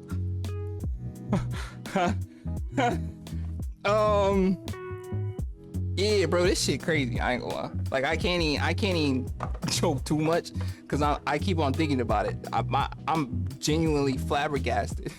Shopify.com/rotten. You wouldn't hire a dentist for heart surgery or a plumber for your taxes. You got my dumb ass. We got a double ad up in it. Yeah. It doesn't happen all the time, but when it does, it is usually a highly coordinated event. What? To go to the movies. You have to make sure you're in the right parking lot, you have the right tickets, the right seat. Yeah. And then when you're done watching the movie, you have to make sure that your eyes quickly adjust to the sunlight outside before you call your partner. Because they're at the house going through everything. Your partner is going through the trash, the laundry baskets. It is invasive, but that is exactly how you carry out a search warrant. Haley is at the movies with one of her girlfriends, age-appropriate girlfriends, when one of the cops are searching her entire apartment. When she gets back, she's asking, well, can I go into the apartment and grab some water? Wait, it's like a secret search or? It's a search warrant, so they typically don't want the target inside the house. Oh, so they told her to leave. No, they were just did. scouting. So one partner is in the car watching Haley, driving around, following her. She goes into the movies. I read that earlier. And the other partner is at Haley's house. They get in through management, and they're searching the entire apartment. So they don't even need to tell her. Yeah. It's like They do need to tell her when she gets back. But they can search first and Yeah. then tell her? Yeah. I didn't know that. Yeah, I didn't know that they get either. back. And Haley is grabbing water. You know, they're trying to watch her so that she's not touching anything. She's just at the kitchen sink. And that's when not Haley, but her friend that she went to the movies with, turns to one of the cops and says, hey, you were sitting behind us at the movies. And that's how you execute a search warrant. Did she get caught by shock, or is this already in the midst of this investigation she's aware of? She's aware of Angela Berlocca being investigated, but I don't think that she knew that she was being investigated. So this is a total surprise. Yeah. To her, because Yeah. I think that she is Stupid and delusional. She didn't think that. Good. She wanted to maintain this relationship. Yeah, or whatever. Like that I shit was think gonna it's a shock fly. to her because she has nothing in that mind of hers other than predatory intentions. Yeah. But with someone who might have had a few more neurons, they would not be surprised. Yeah. Right. So she came home. She's like, whoa, Yeah. police just went. Exactly. Okay. And she's like, okay, well, let me talk to the officers. And she says, no, my relationship with the student Alex has been strictly professional.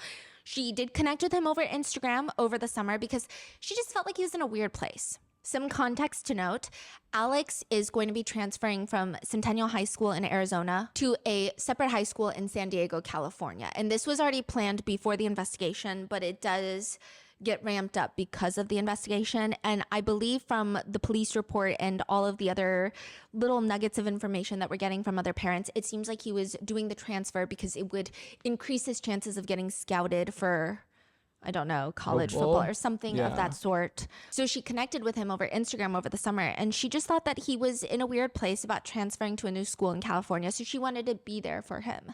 And according to the police report, quote, Haley said she felt like she and Alex had a good student-teacher relationship, and he felt comfortable talking about issues with her. Haley said that she and Alex did not follow each other on Instagram, but that Alex was giving her a heads up about leaving. And quote, Haley told me her brother has a significant following on social media. It's just like so random.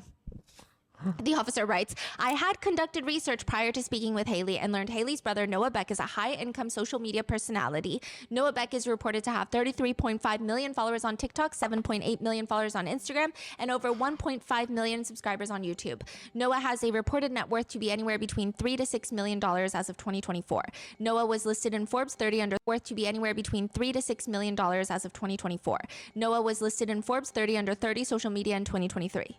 The police report reads, next, I told Haley I had received... I ain't gonna lie, bro. Them TikTok trends have folks in a chokehold, and not in a good one. I'm talking about UFC, MMA chokehold, can't breathe. I want to escape this shit. No cap, bro. The faces they ended up making, the dances, it's like, bruh, stop, please, please, dude. Dude, like, you just don't have to make those faces. Literally, it doesn't, nobody wanted those. Nobody wanted those faces, bro. Nobody asked for them, and I'm so glad that they phased them out. Like, that's not a thing anymore. Cause dear gosh, bro, that was like during COVID times, right? The police report reads, next, I told Haley I had received information that there had been complaints about other staff and students about Haley's relationship with Alex. I provided examples of hearing about inappropriate messages and being seen together in public. I asked Haley if there was any truth to any of these accusations. Haley said that she would go to away football games with other staff members to support the team. She denied any times intentionally meeting up with Alex in public. She provided examples of randomly seeing Alex at local restaurants, but was never a planned meeting. Haley said Alex's residence is a few blocks from her parents' house. She described an incident where she was walking her dog while house sitting for her parents and happened to see Alex. Haley denied ever trying to seek Alex out or make any type of plan to meet up with him. Further, it reads, when asked why allegations of an inappropriate relationship between Haley and Alex would be made against her, she chuckled and said she had a few ideas. Haley said Alex is a very sociable person and popular at school. He is, quote, good with his words, and she has seen it in action when Alex talks to girls in class. Haley continued and said the previous semester, Alex's attendance was poor. She had voiced to Alex, and he said that going to college was important to him. So Haley helped Alex with his attendance by opening up her classroom to him after school to make up for his attendance. She felt because of this, the rumors started about Alex and Haley. She said that she is equally close to her soccer students, but because they're girls, that's not talked about. She has confided in other teachers and was told, yeah, younger teachers go through this. She also just like casually brings up a lot of students go to the pool at her apartment complex. So they would know where she lives, which sounds very convenient. Like, what? I told Haley that it had been brought up during the investigation. There was a video of Haley performing oral sex on Alex, and I asked if that were true. Haley adamantly denies and said absolutely not. Like, that is one thing I would say 100% deny. I ain't gonna lie, bro. Even in the statements of her saying, like, it still sound weird, bruh. That is one thing I would 1000% deny, but you're not gonna 1000% deny the other things. You pay attention. You notice how he flirts with girls in class. How weird she is peering through the more she's trying to defend and deny. Haley adamantly denies and said absolutely not. Like, that is one thing I would say 100% deny. She said it was insane that this would even be alleged. I then asked Haley if there was ever a sexual relationship with Alex before or after he turned 18, and she said no. Haley was adamant Alex has never come to her apartment and she has never had a relationship outside of a student-teacher relationship. I'm still unsure exactly how many times someone has to be bonked on the head to get to the point where they truly believe that they can delete shit off their devices, but I think the number is low considering how many people are under this impression that out of sight, out of mind. Yeah. Okay, surely if it doesn't show up on my Like end a of the baby, screen, bro. police can't find it. In the span of 1.5 months, there are 4,000 messages between Haley, Beck, and Alex. Haley Beck is a teacher, Alex is still a student. Yes, he's 18 years old, but honestly, in my book, that means nothing. He's still her student. She's in the position of power. It doesn't matter that he's 18. Right. It's stated in the police report that these messages started when he was 16 years old. Although most of the messages included in the police report are when he's 18, but they started when he was 16. Here is pretty much every single message detailed in the 200-page police report. And though Haley Beck has not been arrested nor charged with anything as of right now, I feel it based too. off the messages. Tribe, do you feel it too? Yes? Noona. We all feel it. I ain't gonna lie. That crimes have been committed. Yes. We will just have to see if charges are pressed. Yes. But here are text messages with strong evidentiary value.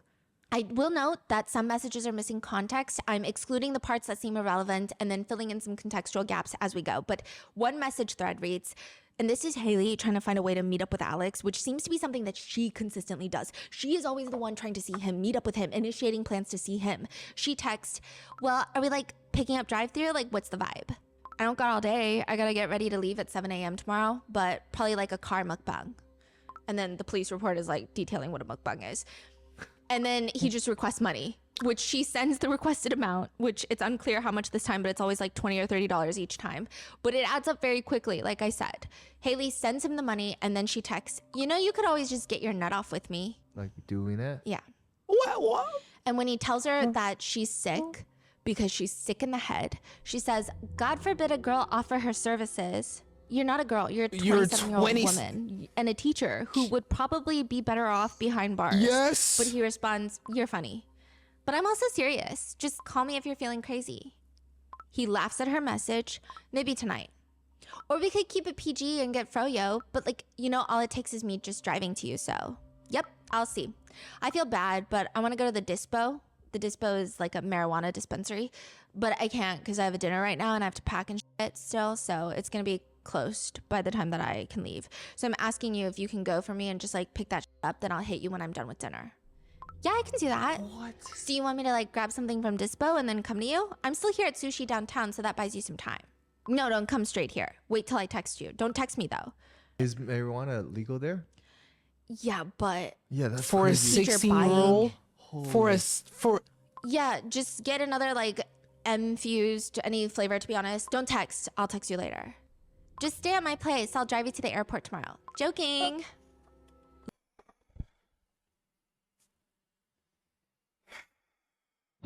Oh, yo, I'm dead ass not only cringing, but I'm like, I feel sick. I ain't gonna lie. Like, I feel like my stomach feels queasy. Just stay at my place. I'll drive you to the airport tomorrow. Joking.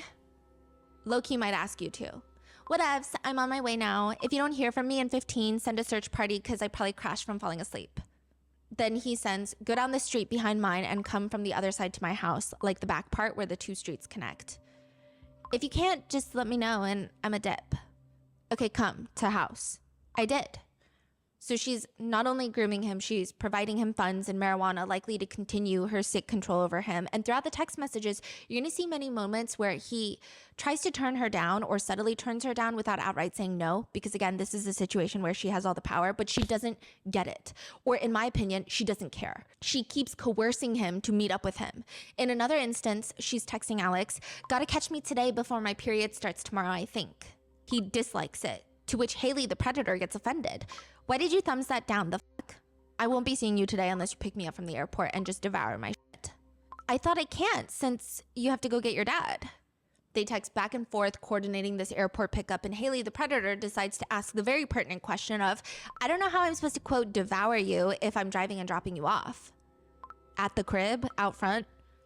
It's so sus doing it during the day. But okay, whatever you say. Come inside, nah, chill, like car it is. If no one was home, then yeah, preferably that, but I guess I'll settle for being a rebellious teen. So she's saying that she... You're 27. You're 27 talking about I'll settle for being a rebellious teen. You need to settle with a fucking family. You need to settle yourself into a therapist chair. You need to settle your familial issues because you're going to fucking jail, bro. I'll settle for being a rebellious teen. So she's saying that she was willing to do it in the car in the middle of the day. And Alex is laughing at this. And I think it's one of the reasons that this case has, again, gone so viral, especially through the messages, is the fact that the victim in real time calls her out on her predatory behavior and she does not care. She just and ignores I don't want it. to say delusional because that almost gives her a pass. She's just disgusting and won't let... Yeah, she's just disgusting. Yes. Alex points out to Haley, the teacher, yep, just like always, a big kid stuck in high school, f***ing a high schooler, crazy, the world we live in, am I right? Damn, Haley, he said that. yeah. And this is, okay, I don't want to like psychoanalyze people, right? But I think this is a situation where clearly the victim is, he knows he's not in a position of power. He even rants to his girlfriend that if he stops texting Haley Beck, she might fail his class. And then he probably would lose his scholarship, like his entire future. And I think him being mean to her is not him being mean. If you've been kidnapped and you're mean to your kidnapper, does it suddenly mean that you were in the position of power? Right. Yeah. Right. Haley responds, like, why are you complaining and making me feel bad? Like, you're getting basically a relationship out of me without the arguments and constant need for commitment and reassurance, so you're welcome. Alex thumbs up the message and responds, not necessarily complaining, clutch, sugar mama for real, porn star, all the perks for real, cars, hotel, even the apartment, what a gal. Yeah, and all the while you have a girlfriend on the side, but at least you know that I'm not gonna start with arguments with you randomly. Like, I don't know if this is supposed to be a compliment or offensive. Compliment, you're just not in a porn star body, that's all. Alex then likes or offensive. Compliment, you're just not in a porn star body, that's all. Alex then likes the comment that he has a girlfriend on the side and he responds, I live a wild life, what can I say? And he responds to Haley saying that at least she doesn't start arguments with him randomly, to which Alex responds, cap. And Haley's response is, and there's the insult. Is it really an insult if it's just a fact? So is this you admitting you have a girlfriend because of the side? Whoa. But at least you know that I'm not gonna start with arguments with you randomly. Perks for real, cars, hotel, even the apartment, what a gal. Yeah, and all the while you have a girlfriend on the side, but at least you know that I'm not going to start with arguments with you randomly. Like, I don't know if this is supposed to be a compliment or offensive. Compliment, you're just not in a porn star body, that's all. Alex then likes the comment that he has a girlfriend on the side and he responds, I live a wild life, what can I say? And he responds to Haley saying that at least she doesn't start arguments with him randomly, to which Alex responds, cap. And Haley's response is, and there's the insult. Is it really an insult if it's just a fact? So is this you admitting you have a girlfriend? Because if that's the case, I'm not doing nothing with you. I don't have a girlfriend for real. Okay, thank you. I really hope you aren't trolling me though. Because weirdly, like, that is when I would cut everything off. Like, us being cool, just like my physical and money services. So I hope you aren't lying just to keep it. More on the money part later, but she's talking about her services. And Alex laughs at the message and he responds, nah, for sure. I mean, if I was 27 and I had a boyfriend that was a cop, she's dating a cop. She's allegedly. dating? What? While I'm breaking the law. Are you kidding? She's dating a cop? And where is he in all of this? We don't know. What? Probably not involved. Mind blown. That's That's crazy. And he points it out. He's like, I mean, if I was 27 and I had a boyfriend that was, in caps, a cop, while I'm breaking the law with my student, I'd probably be conservative with my services as well. But I don't know. I don't have any insight. That's just a thought. Then later in messages, Haley messages that she's just about 20 minutes away, which is, quote, not too bad to go see him. And she says, so when you leave the gym, I'll leave. He's like, I just left. Okay, so should I leave? I'm just trying to get my dick sucked, so you let me know. Yeah, so I can leave. I'll be there in like 20. All right. Like 5 away. Do you want me to pull up in front of your house? A little before, not in a light. So like not at the light, I guess. Be there in 2. Literally, I was already like walked out fresh out of the shower, and as soon as I get downstairs, the sharpest pain in my stomach ever, straight bubble guts. So he's saying like his stomach hurts. This is the same thread? Yeah. Okay. It's unclear if she met up with him and assaulted him, but I don't know how much clearer the messages can be that something has at least on multiple occasions occurred. But there are further messages where they're making more plans to meet up once more. And of course, it's always Haley initiating. Let me know if you need me tomorrow during your tattoo time, because I'm gonna be in Scottsdale. Then I have to make my way back over here by 6 for Pilates. But then after, if you're not doing anything, we can get froyo. My period started, so I have an excuse. She then quickly messages, but good thing I can still use my mouth, which Alex laughs at her message. In another thread of messages, Haley is talking about eating, and she says, no, for real, I can't wait to put this burrito in my mouth. Alex responds, wow, want to put something else in your mouth? I mean, yeah, dumb question. All right, for sure. Let me know when you're outside. Nah, I wish, but I'm staying at my friend's tonight. That's why I'm saying tomorrow. Lame. I know, bummer. What are you doing tomorrow? Take your 30-year-old ass home. Are you still having sleepovers for?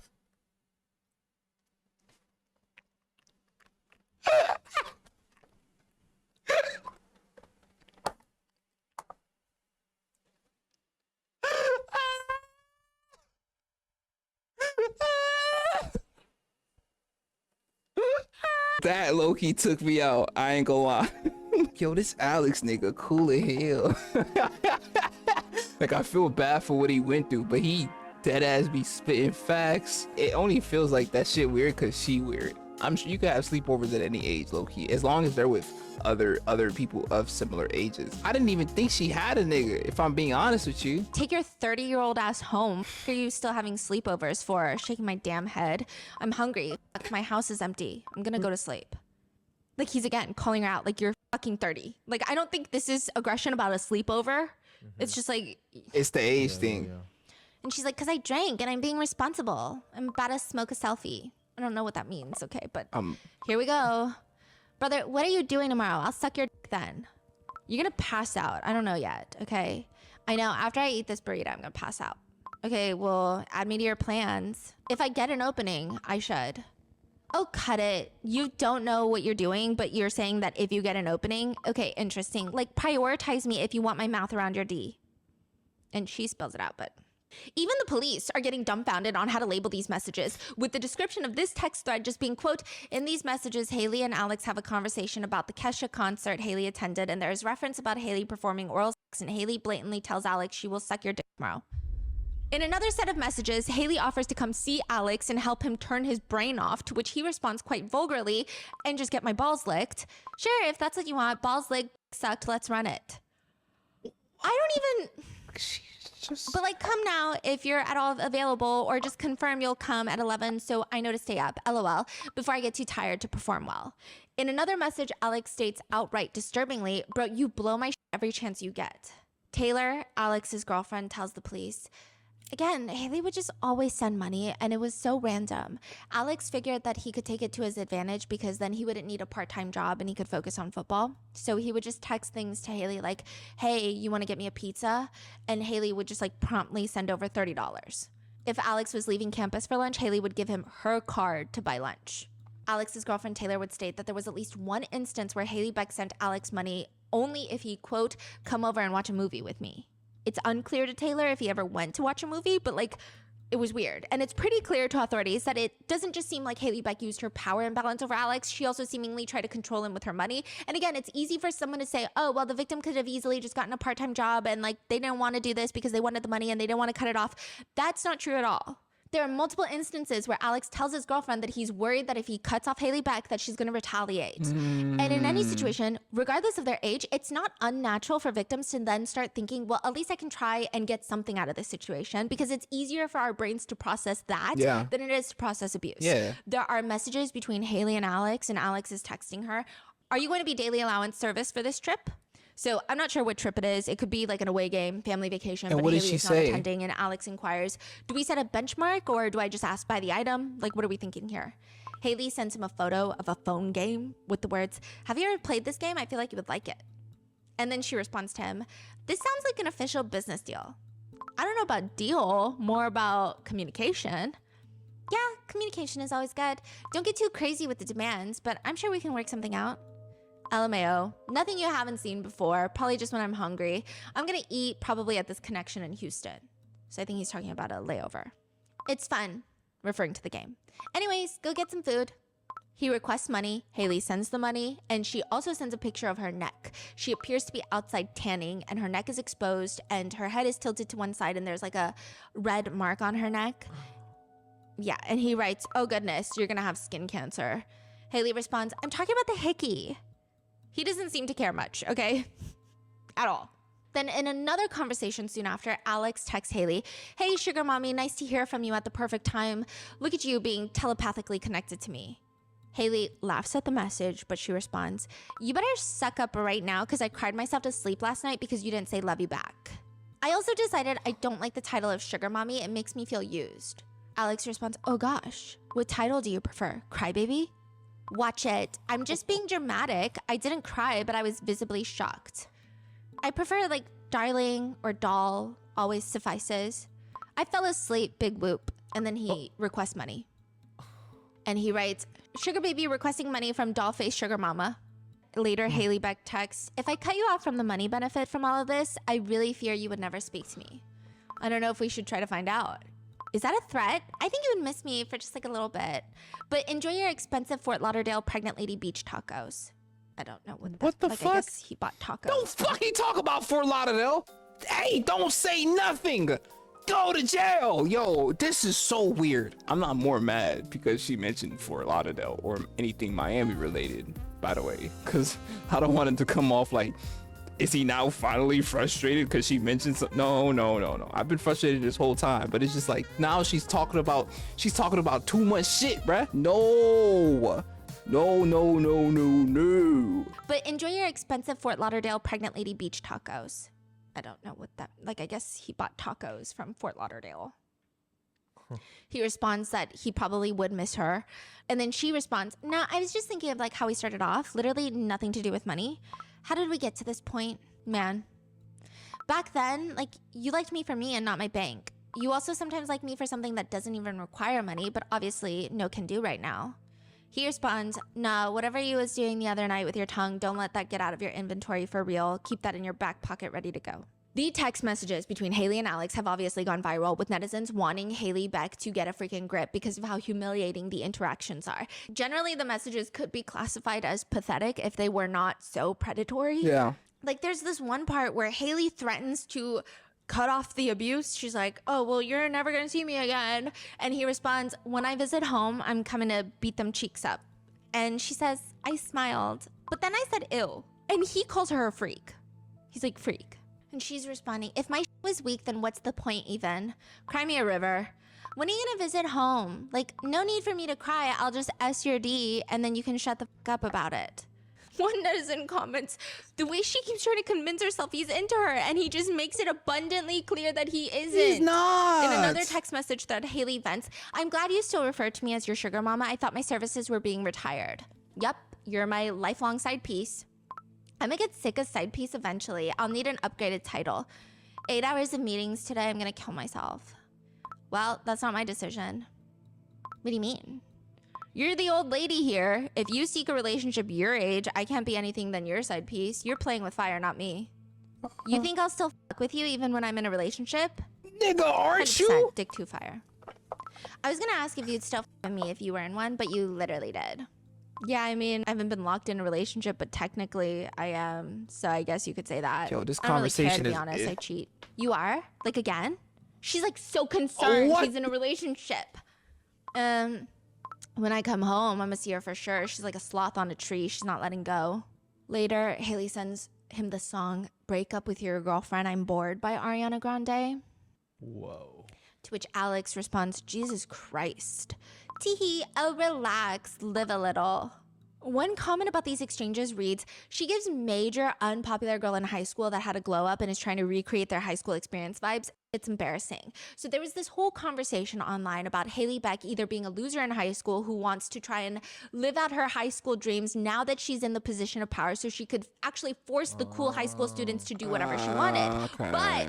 But as a high school loser, that's not true. Okay, so all the high school losers are Noona, you were a high school. I don't believe that. I was a high school loser. I ain't gonna lie. And if I'm being honest, I'm never going back to another high school, bruh. Why would I go back there?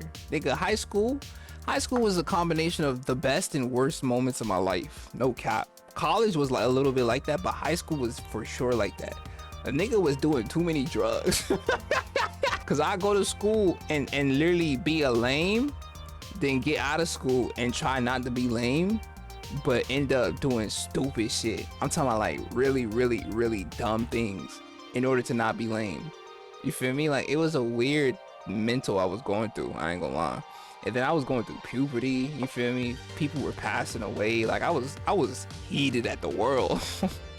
I'm glad that I can look back and like now like laugh at that shit. I barely remember a lot of it. I ain't gonna lie. But as a high school loser, that's not true. Okay, so all the high school losers are standing up and we're like, we would never set foot in another high school again. Exactly. Like, usually people who are losers in high school will never become a high school teacher. Yeah. Why would I go because back you there? have so many like traumatic memories. Like, okay, sure, maybe they're not that traumatic, but in your mind, it was so developmentally traumatic. You're like, when I see high schoolers, I'm like, I'm getting. Yeah, I got invited back to my high school reunion or whatever, like whatever it was. I looked at that invitation and I said, I literally used my high school diploma as like Kindle, bro. I lit it on fire, bruh.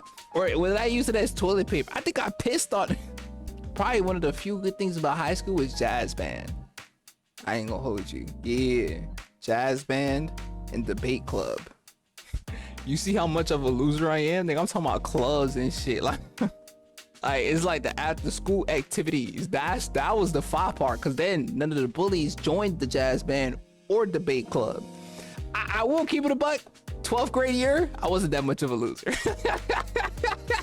12th grade year, I did get a little taller. Niggas started getting a little bigger. Stop fucking with me. I will stab you. That was the vibe I was on. It was lit though. It was lit though. No one wants that. No one. And then people start digging up Haley Beck's high school life. She was apparently very popular in high school. Really? What? She was prom royalty. She was dating an athlete. She always hung out with the popular kids. She was allegedly a bit of a pick-me who liked to think that she was the main character, which seems very evident based off the messages she's sending. But comments about that read, you know, peaked in high school and reliving the glory days is actually worse than the loser from high school trying to be popular. Worse. If she weren't a child predator, I would pity her. Another comment reads, this was always my assumption. I don't know anyone who was unpopular in high school that wants to go back and relive it. Usually those are for people who peaked in high school. And Haley is, it's gonna get worse. She's gonna go to the Post Malone concert, Haley Beck is, and she tells Alex that she's going to give him $5 for every compliment. And she sends him a photo of her outfit. Wait, just like compliment me on my photo right now. Yeah. Haley sends a mirror selfie. She's wearing black boots, blue shorts, a black sleeveless shirt, and like a brown white trucker style hat. It's taken in what appears to be her bedroom, and she sends it with the words, "Posty fit check. One compliment gets you $5 gas money." And he says, well, I'm gonna have to shell out about 5 compliments. Better start now. Well, no, now they're forced. I don't want them anymore. It's too late. He responds, I think your boots are very fitting. They proportion well on your legs. Plus $5. I think your top is cute because of the fray lacy look. Plus $5. I think the hat is fire. Plus $5. Okay, belt. I see that. Plus $5. And I like your hair straight. Boom. Just like that. The saddest $25 ever. Haley responds, was that hard for you? Be honest. She responds specifically to the compliment about her shirt, about the frayed lacy look. She says, you should have seen me in the last time I wore this shirt. This shit was tight on me. Crazy. He does not care. He's just like, cough it up. He literally says, cough it up. You know, just you look good would have sufficed. He literally says, why the cough hell are it you up. driving 72 miles tonight? She's asking him because he's like talking about how he has to drive. And he's like, you said 5, okay? Bro, because I have to go to this dumb youth camp at North High and then go to Anthem to sleep before I leave for tomorrow morning. Sleepover in Anthem? Don't forget to come get me. Just kidding. That is where I will be. Maybe. She sends him $25 Apple Pay with the reason compliments. Oh my goodness. And she says, the concert won't end until like 11ish. I would feel bad making you come get me. Yeah, I'll be asleep. Okay, well, see you never. I was gonna make you drive to get me drunky snacks. And she sends a photo of like 2 Twisted Tea cans, so I guess they're alcoholic beverages. And she talks to him about going to Anthem so that she can eat Alex. And she texts him later, come pick me up. I'm literally pulling up to my grandma's. Well, Tanger Outlets, I wanna hang. And he says, I'm overly far. Well, what is there to do in Anthem? Nah, you gotta go to sleep. And he's like talking about where he's got to drive to next. And so she's like, so there's nothing we can do about it tonight. Like, this is a 27-year-old talking to a jit like this. Here. And she's like, Anthem ain't too far. I'll let you in. To your grandpa's? And then in the morning, you can drive my car home. What can I do at your grandpa's for real? I'm capable of driving, not gonna lie. Then my car is stuck out here. And then in reference to like, what is she gonna do at grandpa's? He's like, LOL, eat me, I don't know. Well, yeah, duh, but like, what about your grandpa? He's almost 70, he'll be asleep. Okay, but like, be so realistic right now. Is me pulling up weird? And by the time I get to you, it'll be late. But like, I want to.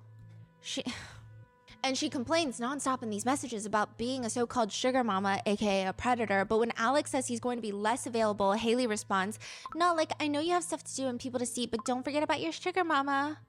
Over the span of 3 months, June, July, and August of last year, she sent him $630. And one of the transactions, Haley writes into the transaction that this money exchange feels like straight prostitution. And netizens are just commenting about this compliment chat thread. It's gone viral. Some people are saying he's funny, not gonna lie. This is so sad for her. He definitely ChatGPT'd the compliments. Like, why is he kind of iconic? And it's like, you know what's so interesting? Because the way he talk is so crazy. I'm like, yo, this nigga don't give a fuck about her. But I also like that he talking to her like that. But there's like there's like the part of me like, this is fucked up that he talking to her like that. But then I realize who he talking to. Then I'm like, yeah, he should be talking to her like that. But I'm like, why is she even talking to him? And then I get to thinking, like, does she like being treated like shit? And then some people are saying, none of this is remotely funny, by the way.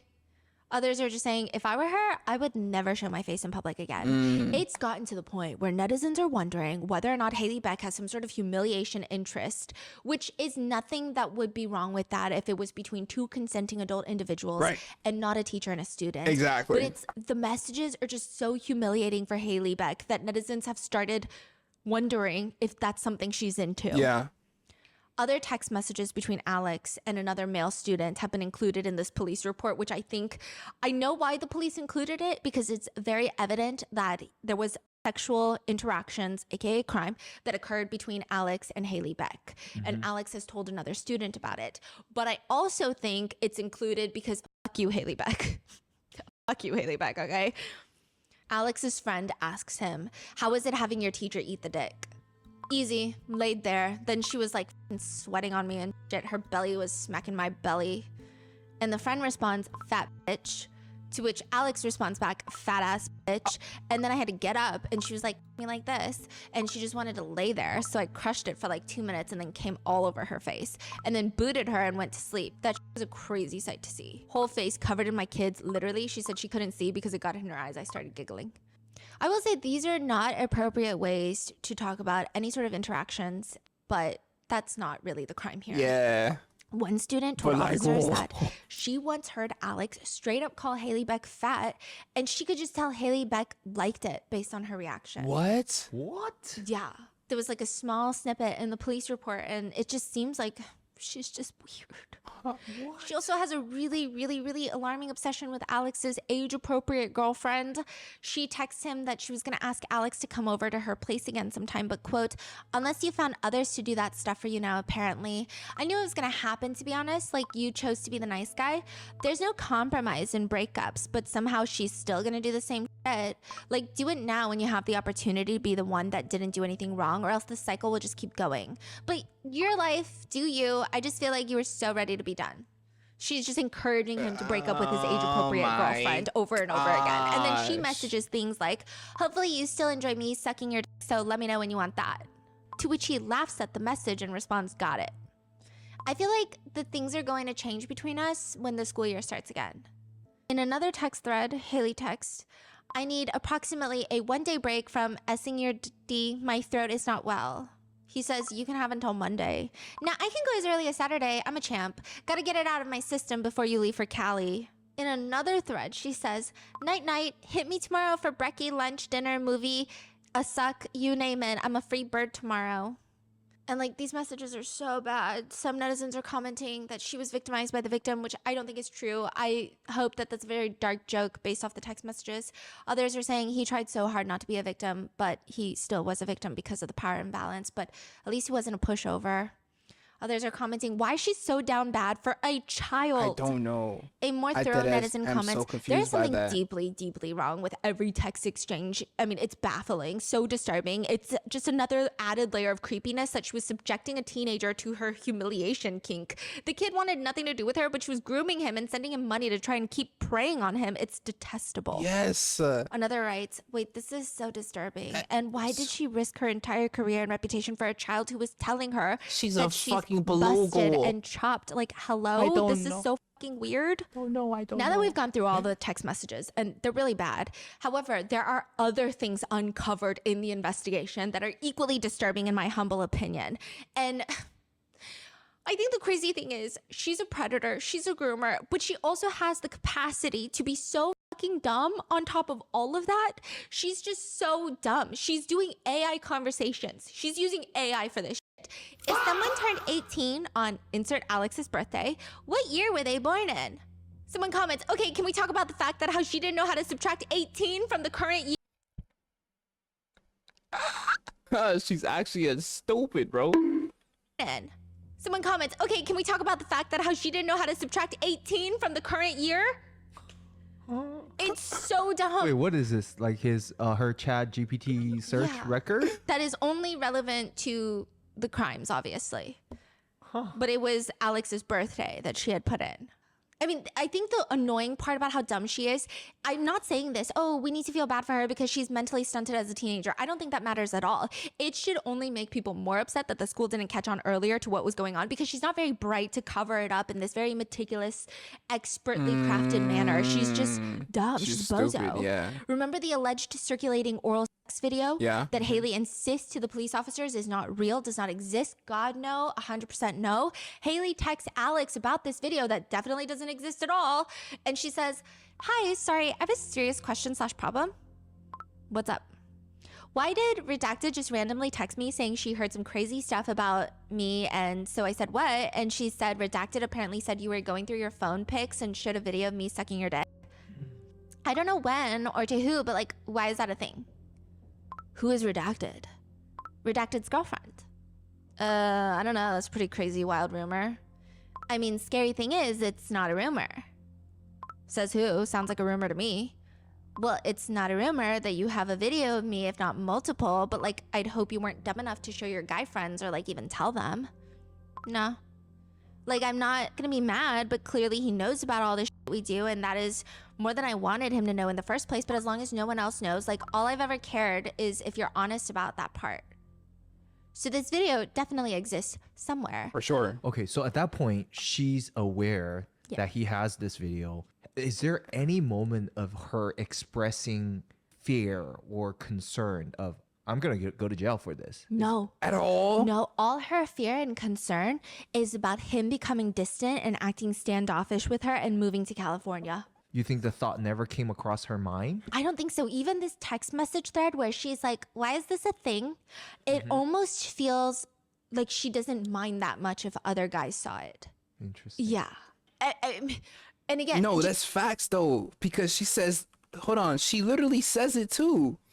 Like, I'm not gonna be mad, but clearly he knows about all this shit. But as long as no one else, like, all I've ever cared about is if you're honest.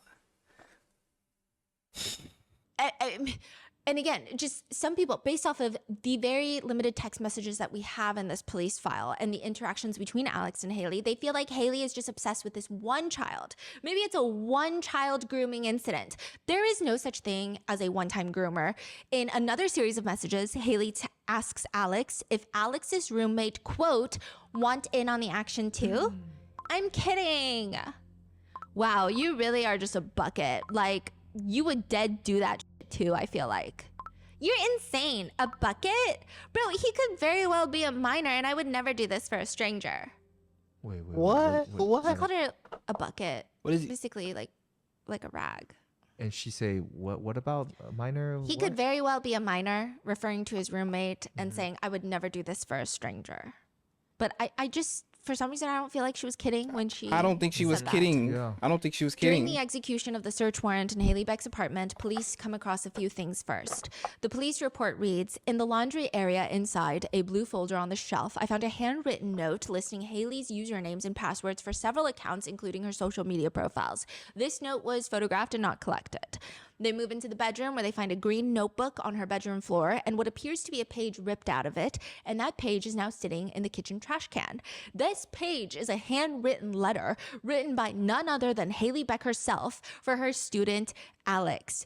The letter reads, and this is slightly condensed, but not really much at all. It's a very long letter, so I apologize in advance for how uncomfortable it's going to make you. But Noona, this is I've the been letter that uncomfortable she for a wrote minute. and was going to give to Alex before he goes to San Diego to transfer high schools. But why did she trash it? I don't know.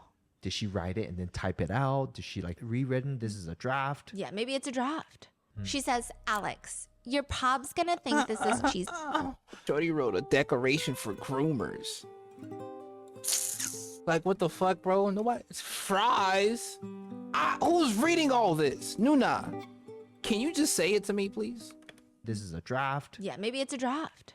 She says, Alex, Your pob's gonna think this is cheesy as hell, but you know I'm a words girly. I know, you aren't dying. Plus, you're literally just a text away, but I had little notes from people when I was studying abroad, and I would just read them whenever I was feeling a little lonely.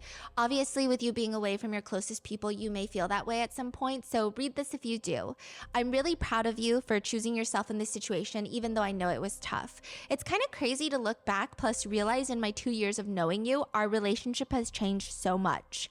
I'm really glad I had the opportunity to teach your sophomore year, because without that, we would have never really been chill with each other. I know there's some random times and days where you decide to hate me, but that's okay because I know at the end of the day, we're solid most of the time. I genuinely feel like you're a brother, weird, maybe like a cousin or like a stepbro. Plus, I truly never thought I would be in this situation with you, but I'm glad to have you as someone who I will think will be in my life for a while. Even if we don't talk all the time or even at all when you're in college, I feel like our little bond will always be there. So just hit me when you want to go get wasted at a bar together and I'll send you my wedding invite one day. I know you're nostalgic AF, so I hope you look back at our time as a good one. And no, this isn't like me saying goodbye, but I know things will be different. But don't forget our first pickleball hangout, plus how you wouldn't get out of my car for like 3 hours, or our Sonic run after your state game, or all the random times you quote fell asleep on my couch just waiting for me to invite you into my room, LOL. Ooh, or our go-kart experience plus our word games at Shake Shack. You know, for, quote, this relationship being extremely wrong, I feel like we have really made the most out of it. I'm glad I got to come to your tattoo appointments, even if you just wanted me to bring you food. All of our car hangouts were fun too, for eating, plus other stuff, LOL. Or our night adventure in Cali. Like, there is truly no other student, I know, so wrong, that I'd want to do this all with. Don't let this all get to your head though. But I'm glad you're in my life. I mean, we've been to my parents' house, in their closet, ... Insane. I feel like you've just opened up about a lot of things. I won't lie, I would always look forward to when you would come over. Not even to do anything, but just to like hang. I feel like I got good at being by myself, but even with you, it was just still easy. Whether it was to talk, watch movies, make pizza, or do other stuff, I'm glad we have those memories. And lastly, it kind of hit me that it'll be weird not seeing you during Storm the Halls, which is like a football thing. Plus, even weirder not seeing you on the field. I'm sure you knew this, but you're the reason I went to all the games I could. Before I knew you, I'd go to like a few games this season, but last season I wanted to go to as many as I could. Plus, I'm glad I did because those were the last ones that I'd be at for you. I'm not gonna be the same, but I'm happy knowing you're happy where you're at, and I'm proud of you to all that you've done and all you'll continue to do, and this is just the beginning. Even though you will go to your grave saying we aren't peers, I'm glad to have you as a friend. Like, bro, you're the first person that got me to smoke weed. You're always gonna have that title, so we're locked for real. And maybe one day we'll be able to go to the aquarium. I'm here whenever, even though you never say it back. I love you, and I wish you all the best. Always love, HB. I did feel like throwing up. This shit really real. Nah, I ain't gonna. It's weird because it's like there's some part of me that really wants this to be some disgusting skit.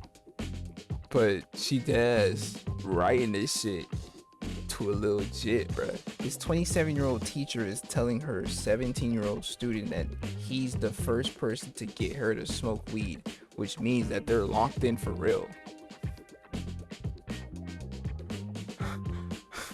Locked in for real. And maybe one day we'll be able to go to the aquarium. I'm here whenever, even though you never say it back. I love you, and I wish you all the best. Always love, HB. This is kind of horrifying. It is indeed a horrible day to be able to read. Yeah. One netizen comments, good God, the level of desperation is making my skin crawl. This kid didn't even want anything to do with her. At all. Another comment reads, I'm gonna rant for a second because everything about this case makes me so mad. Haley is so desperate and pathetic for this, chasing after a teenager when you're in your late 20s, not picking up the hints that he only wants you for sex, and probably doesn't even want that either. Okay, that's me saying that, but getting jealous at another grown-ass woman for going after your man, aka a teenager that you groomed. Buying him weed, food, inflating his grades, going on public lunch dates where people from his school saw him, letting him drive your car, writing a love letter, admitting everything you've done, and keeping it in your apartment for everyone to find. How the fuck did she think this was gonna end? Others point out the fact that, quote, she's casually texting him about his other abuser and showing signs of jealousy. Like, that's disgusting. It is, Aside from the text messages and this letter, authorities have found other things in Haley's phone. In her notes app, she had... Authorities found everything but the charges! Tribe. When I turn around, an article will pop up on the screen saying Haley Beck has been charged for sexually assaulting and grooming.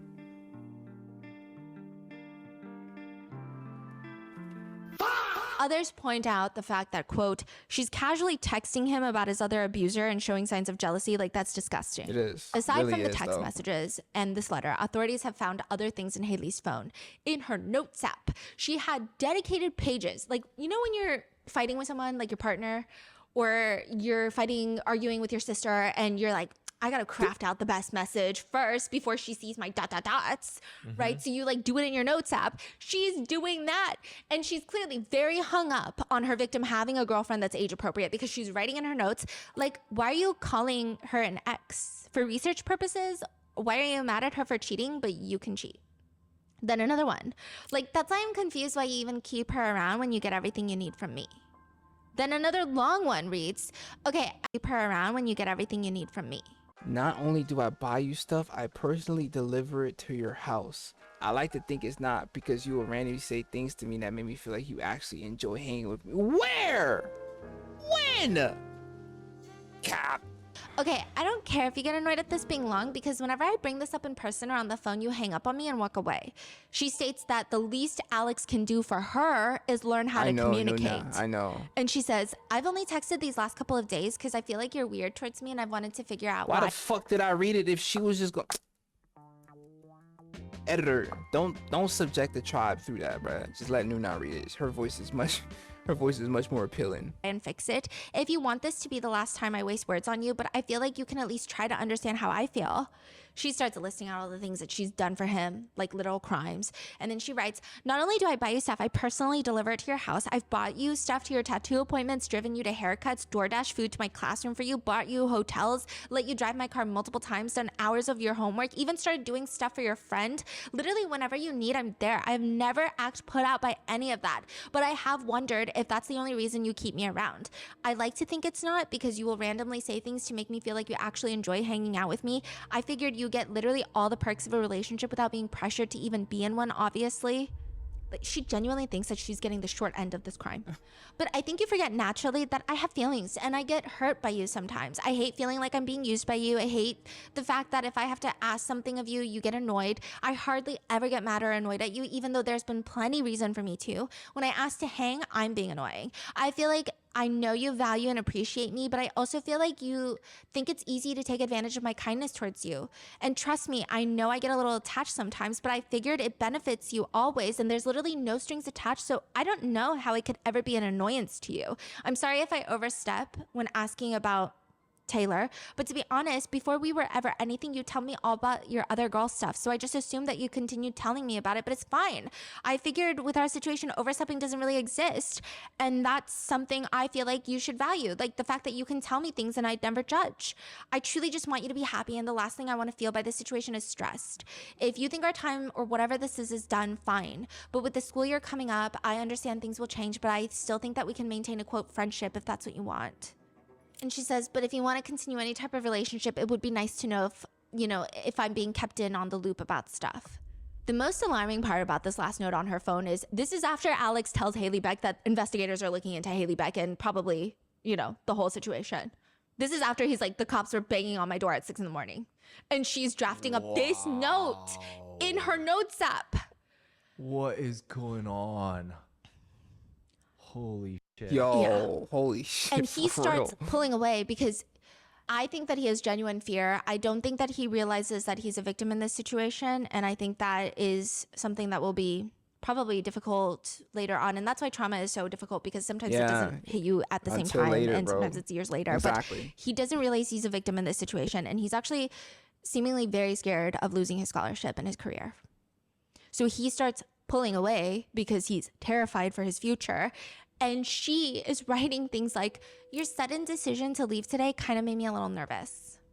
The last thing I want to do is like overwhelm you and stress you out, because I'm sure like your day and yesterday has been hard enough for you, but like, can you talk to me on here? Like, you're in Cali and this is over Snap.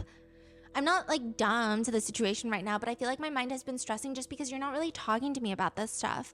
Talk to me when you can. I know you're busy, but just like fill me in to ease my mind, please. So you're saying Haley Beck is still at home right now? Yeah. Huh. And he texts her, he Snapchats her after, you're being an idiot. Like, there isn't an investigation going on in front of your face. To which she goes on a whole Snapchat spiral stating that she believes the investigation is just into Angela Berlocka and not herself. And she's like, bro, for videos of Angela Berlocka, like, because other kids told, you're on your way to Cali and this is over Snap, like, tell me if it's about something else, please. Wait, what? She's like, no, it's just about Angela Berlocka because the other kids told about the videos and you're already on your way to California. Like, you're already gone. You're not my student anymore. And this is over Snapchat. It's not text message. And then she's like, tell me if it's something else, please. AKA, like, if you're pulling away because of something else. Whoa. And then she's like, what's the name of your school? What's the name of the new school? What? He didn't even tell her that. No. She's asking for the name Oh of my new God, he's trying to run away. He is. And she just keeps going. She's sending portions of other things in the notes and like, the police are investigating. She doesn't even care. She goes on to Snapchat, another 17-year-old boy at the school. Haley tries to become some sort of D-grade undercover agent, and she sends him audio messages that we have text versions of, okay?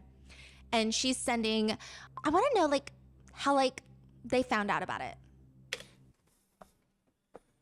You a teacher talking like, I want to know, like. I want to know, like, how, like, they found out about it.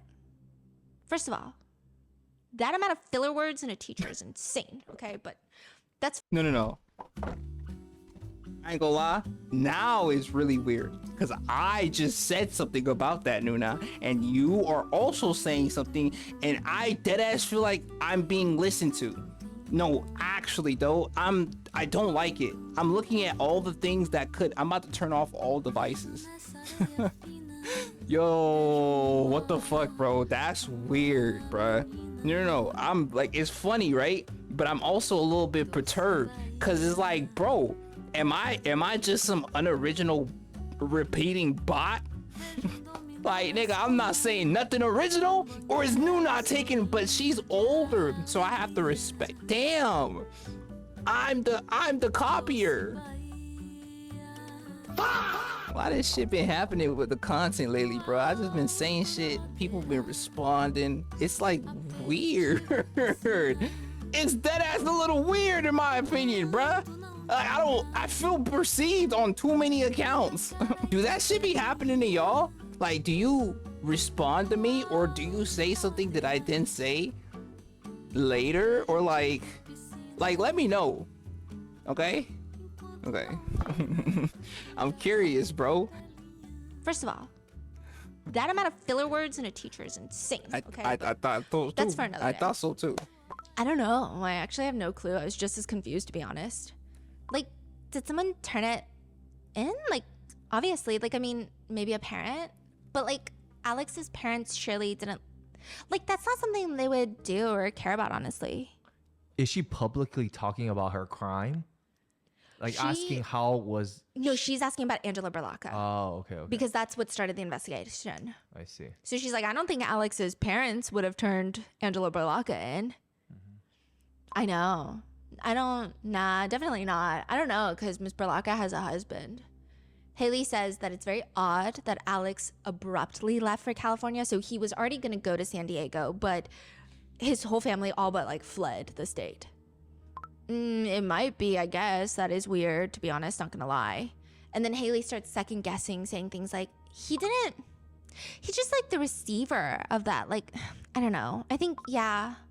Like, I feel like he's dipping away from that kind of like abruptly, kind of sus if he just received them. I don't know. I don't fucking understand. Yeah, no. That's actually like smart, to be honest. No, I think you're actually onto something. No, he's definitely been like set on the California thing. But he's making it seem like he was gonna be home this weekend. Then everything happened and just like, okay, I'm out. The students mentioned that the cops are at Alex's house, and Haley responds, did he talk to the cops? Like, what happened? What did he say? Spill. I have no clue. I just know the cops were at his, actually. He didn't tell me, but he told me the cops are at his house. That's weird. Like, I mean, maybe they try to get a hold of him and they're just like trying to get him for questioning if she's got an open investigation. Maybe they're just trying to like, I don't know. I don't know either, but like, I don't know. It's crazy as fuck. And then there's this moment where it seems like she is trying to get information whether Alex did something with Angela Berlocka physically and became a bigger victim of Angela Berlocka's as well, but in a way that's obviously not What she care about? Yeah, she's like, I mean, I hope you didn't do anything wrong. Like, I feel like if that were the case of just like, hey, we know that this person sent you this stuff, like, can you confirm? Like, and just like questioning it, I feel like that wouldn't be a problem to him unless he did anything. Whoa. Did she ever send stuff to you? Like, I remember you saying like, I'm not gonna say anything, like, I swear, but like, be so honest, because like, Is this still voicemail? yeah, and they typed it, you know, with every word. She's really talking like this. This isn't even her typing. That makes she's just talking like. Cause I use filler words. I have hella filler words type shit. I think I use not gonna lie. But I'm not no fucking teacher, my nigga. I'm just some homeless dude posting YouTube videos that the tribe seems to fuck with. For a teacher is. Because like I remember saying that she, like, you had stuff from another teacher, and I remember trying to guess. Just be honest. No, she didn't.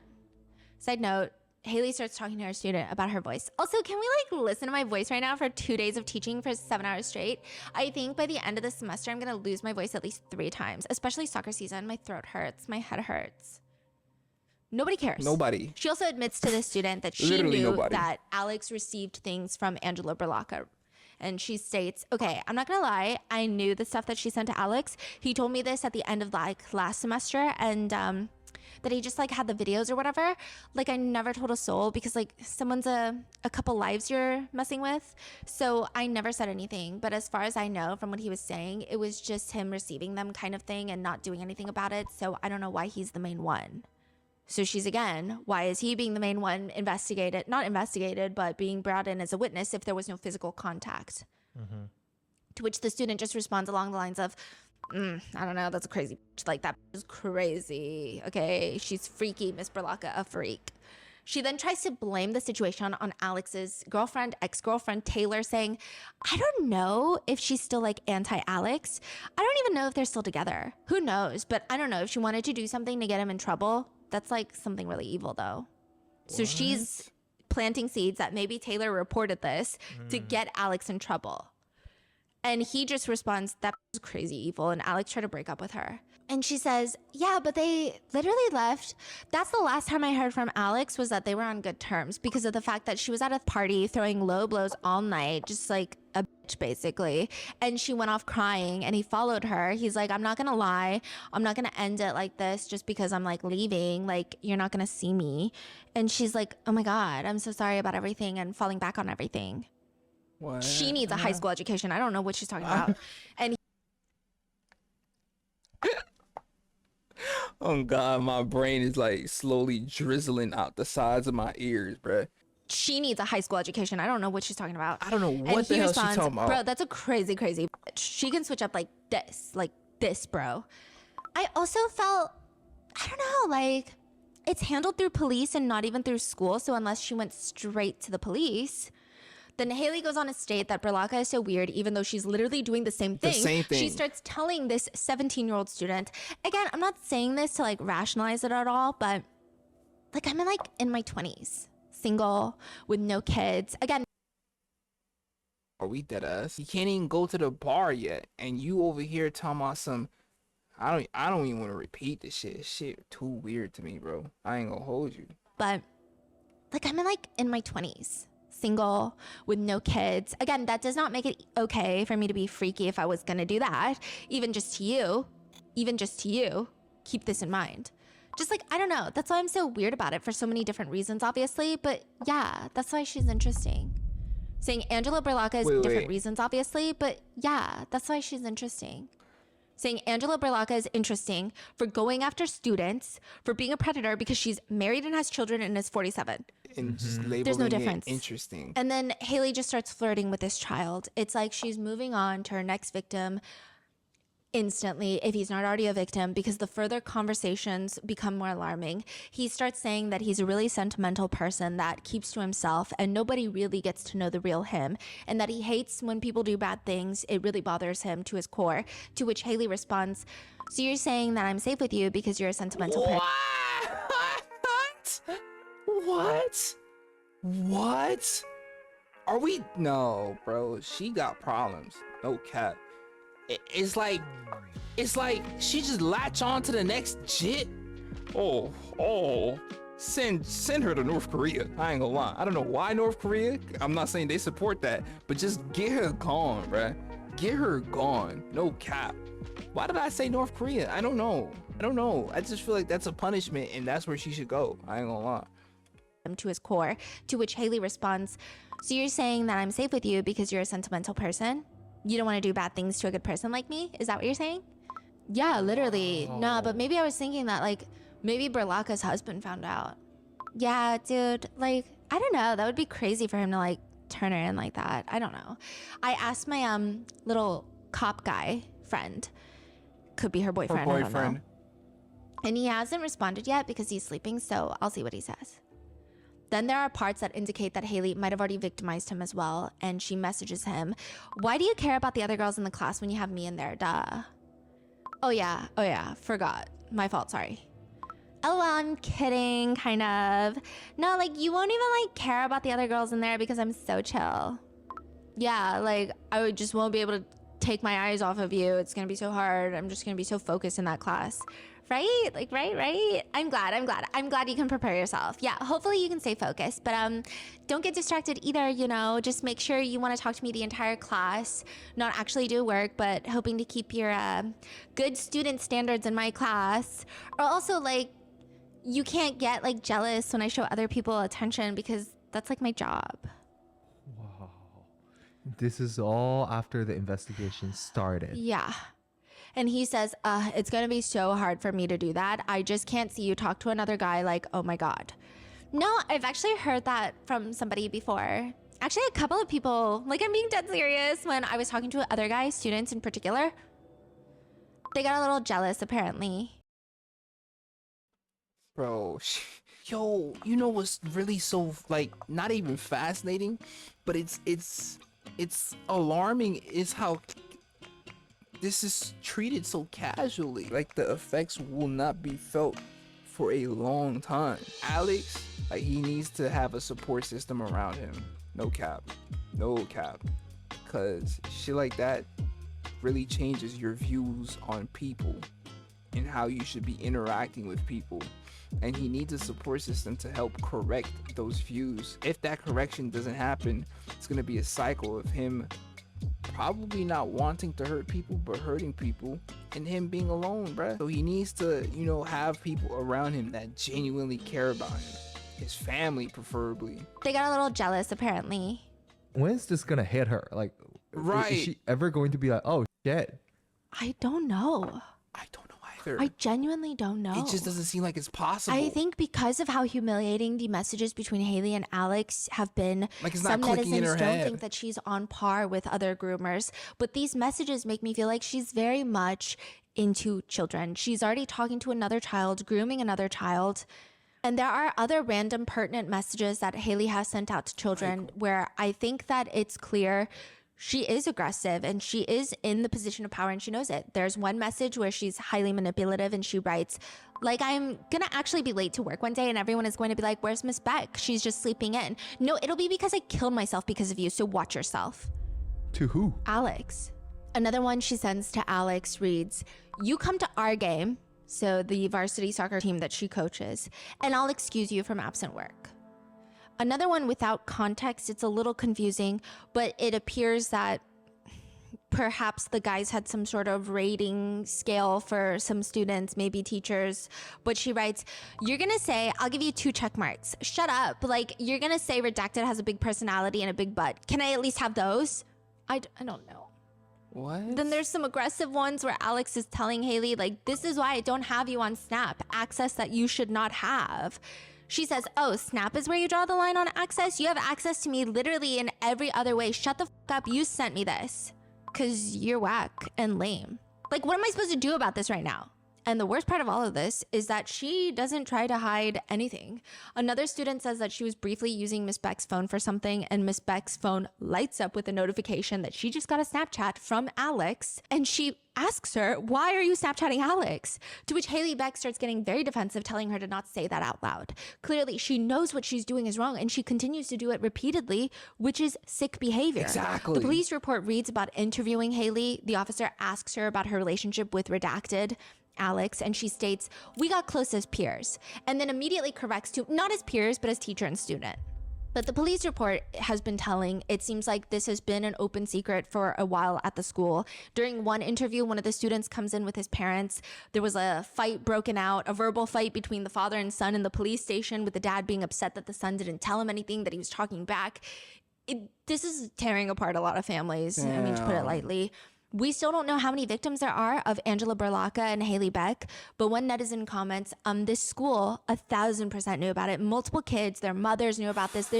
There's literally no way this school has not massively swept up everything under the rug. I'm telling you they did, bro. Speaking of, according to police reports, Alex's parents also knew about this. What? What? Alex's mom stated that, yeah. What? Oh, bruh. I'm over here saying he need a support system. His family, his parents knew? His parents knew, bruh? Alex's mom stated that, she found out about Haley Beck and Alex having sex, being assaulted, but okay. It reads, a few months prior, Alex's mom had sent text messages on Alex's phone from Haley. The content of the messages were flirty. She asked Alex about the messages, and he disclosed he was having sex with Haley.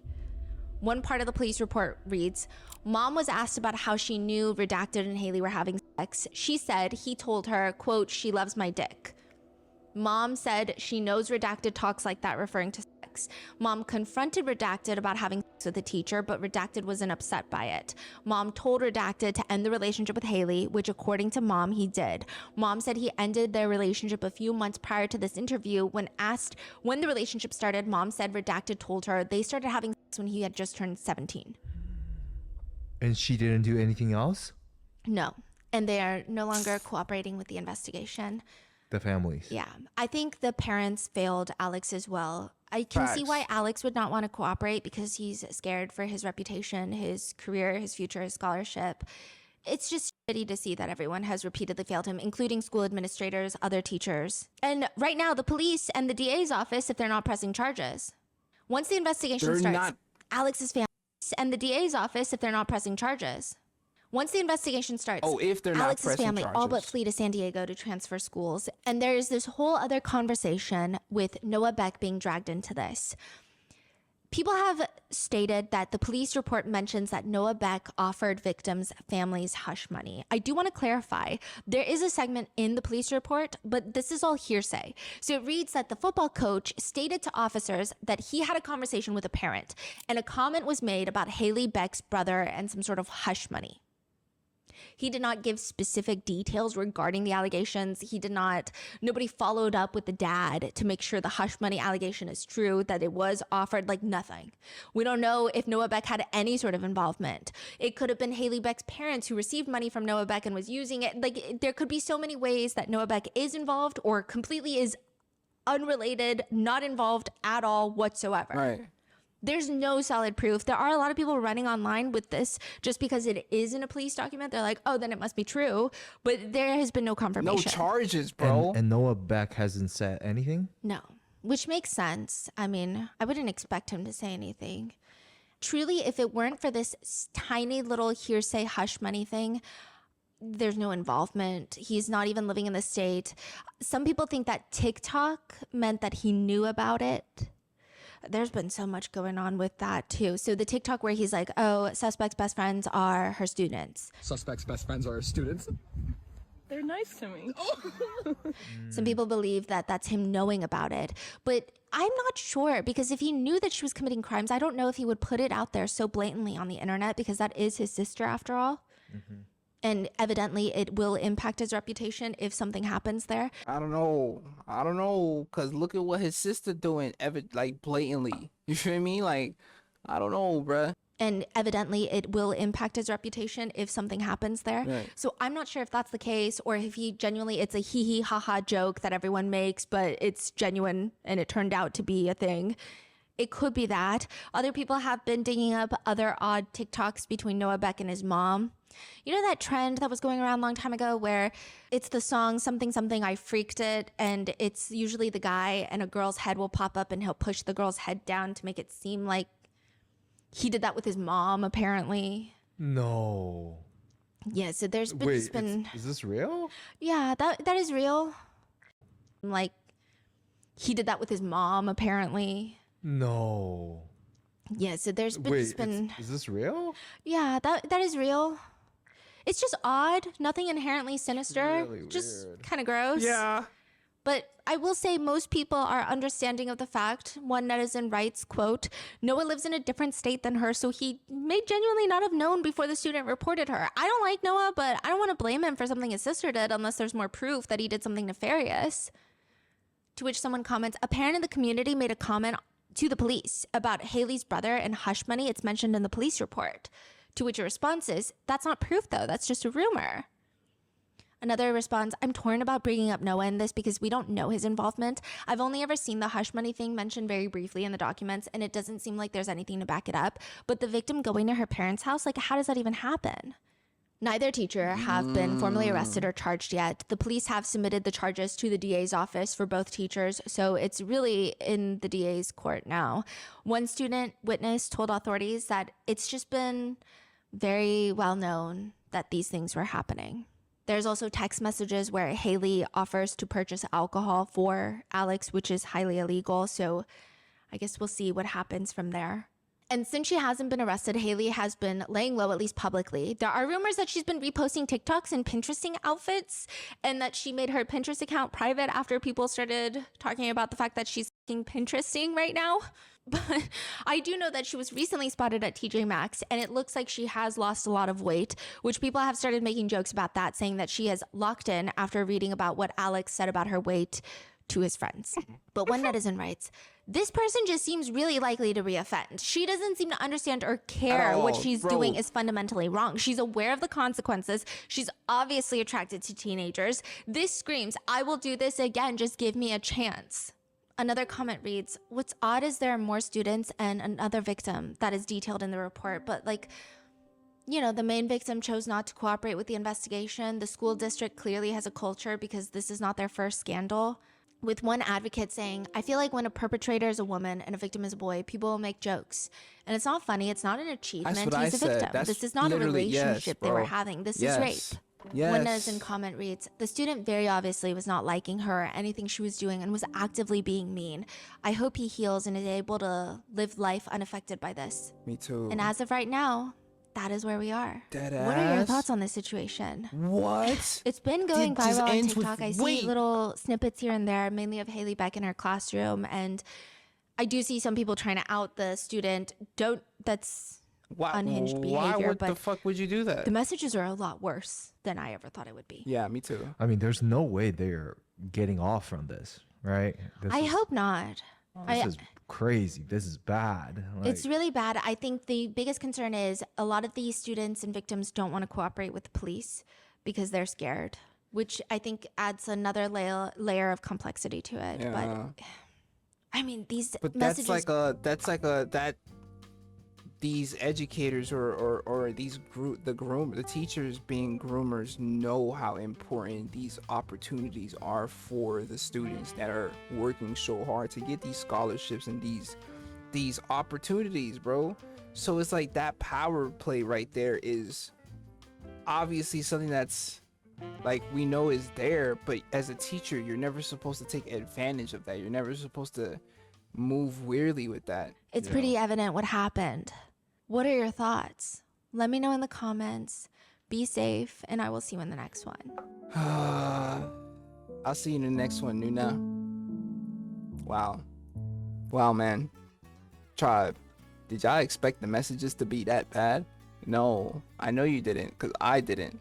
No cap, unless you watched this already, which is, you know, I won't count that as cheating. But I really didn't expect it to be this disgusting, bruh. And I know, like what Noona said, the trauma gonna rear its head later, because I'm sure Alex felt like he was fighting back against what she was doing by being, you know, by talking the way he was talking. I just hope that he's around good people, you know. Let me read some of these comments. It's so serious, but the victim saying you're 30 to fuck you have a sleepover for had me crying. Oh god, that was the funniest shit ever.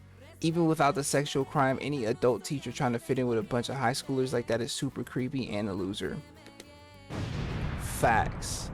Facts though. Not only does it give me pick me, it's performative, and it feels like there's ulterior motives. She's trying too hard and wants something that is wrong, you know? Shout out to that mom, Jess, because Jess was the one to tip the police. Jess was the one to tip the police. Seemingly one of the few parents to actually care about the kids in this situation. Folks in the comments is mentioning something that I mentioned, the fact that she got a psychology degree is crazy. Someone said, I hope she has to read that letter out loud in court and just sit with the shit she was saying.